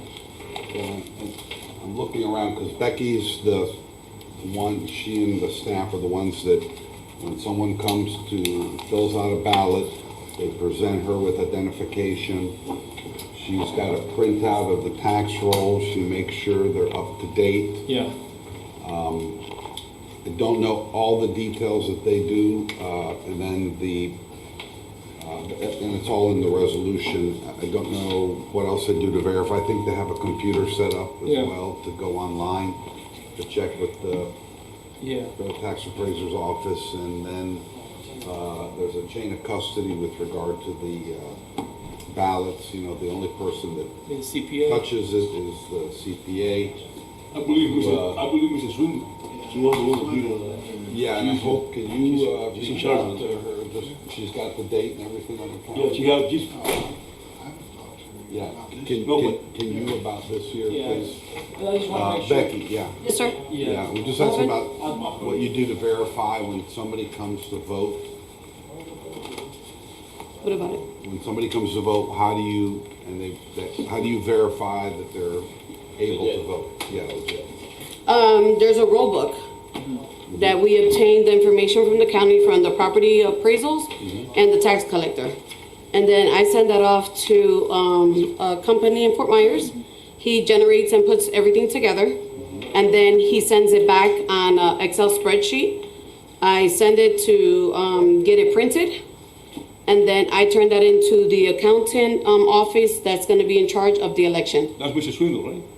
Mrs. Swindle, yes. Yeah, you make sure you call her, but I think They will take the ID of the person. I believe if you didn't pay your taxes within those 30 days of the election, you have to be caught up to date on paying your taxes. but Swindle does that. Yes, I don't do that. Okay, because it used to be I forgot the guy's name. He used to say, all I do is count. No, we changed them after that whole incident. Okay. Amy Swindle is the one that has So Amy done does the our last verification. elections. All right, that's good. So she does the verification and the counting, Yes. and there should not be any fingerprints. No. I don't touch No. anything, you shouldn't touch anything. All I do is get the information, like I said, put it together. I give her the whole roll book, and they do whatever. She has her lady that comes with her that verifies your ID. Make sure you can vote. If you can vote, she's gonna have you sign. If you can't, then she'll be like, sorry, you can't unless you have a physical receipt within the 30 days that you just paid your taxes up to date, then you can vote. But if you don't have the receipt and they can't attest to it, they won't let you vote. And the roll book, how up to date are you gonna get it? Well, like what I was talking to you, so I'm gonna, now when we get back from the holiday, Yeah. I'm gonna request it, cause it takes like a week or so. And then it takes him about 2 weeks. So I gotta make sure I get it back within that length of time. Yeah. Because I have to get it from Lucinda and I gotta get it from the, like I said, tax and the property, both of Yeah, them. the reason we're speaking about it is I brought up the concern that there was, I guess whenever y'all got it, it was like months way out. And then there was a landowner that had a lot, they put down how many property they owned, and then they scratched out, and then they added more. Yeah. Just to make sure that type of stuff doesn't happen, and the names that comes in, that it actually backs up. No, that's like I said, for the last couple of elections, that's the only process that I've done. Is get the information and it goes to the accountant. And then Amy Swindle's the one that's taking care of it, she seals it. And she has it. That's it. I have a supervisor. You have a supervisor's report? Yes, sir, yes, sir. Question. I wanted to know, Mr. Chairman and the board, what happened to the dog park that we approved, that I brought up the motion to do with the dog park at the clubhouse? We tabled a lot of the projects regarding the clubhouse. And you tabled the dog park? To our engineer to come up with a master plan, and then phase 1, phase 2, phase 3, phase 4, as many phases as it will take to complete it. And the dog park and a couple other things that many other board members proposed is in there. So we're waiting to being presented the master plan. Once we get the master plan, you'll see in there that the dog park that was proposed is in there. But is there anything else? Anything else? That'll be for Our 2045. residents calling me, I'm telling you what happened with the dog park. Yes. Yeah. 2065. Roberto, do you have anything? I have a dog park. I'm good, thank you. All right. Thank you all for being here today. I adjourn this meeting. Have a Jesus-filled day.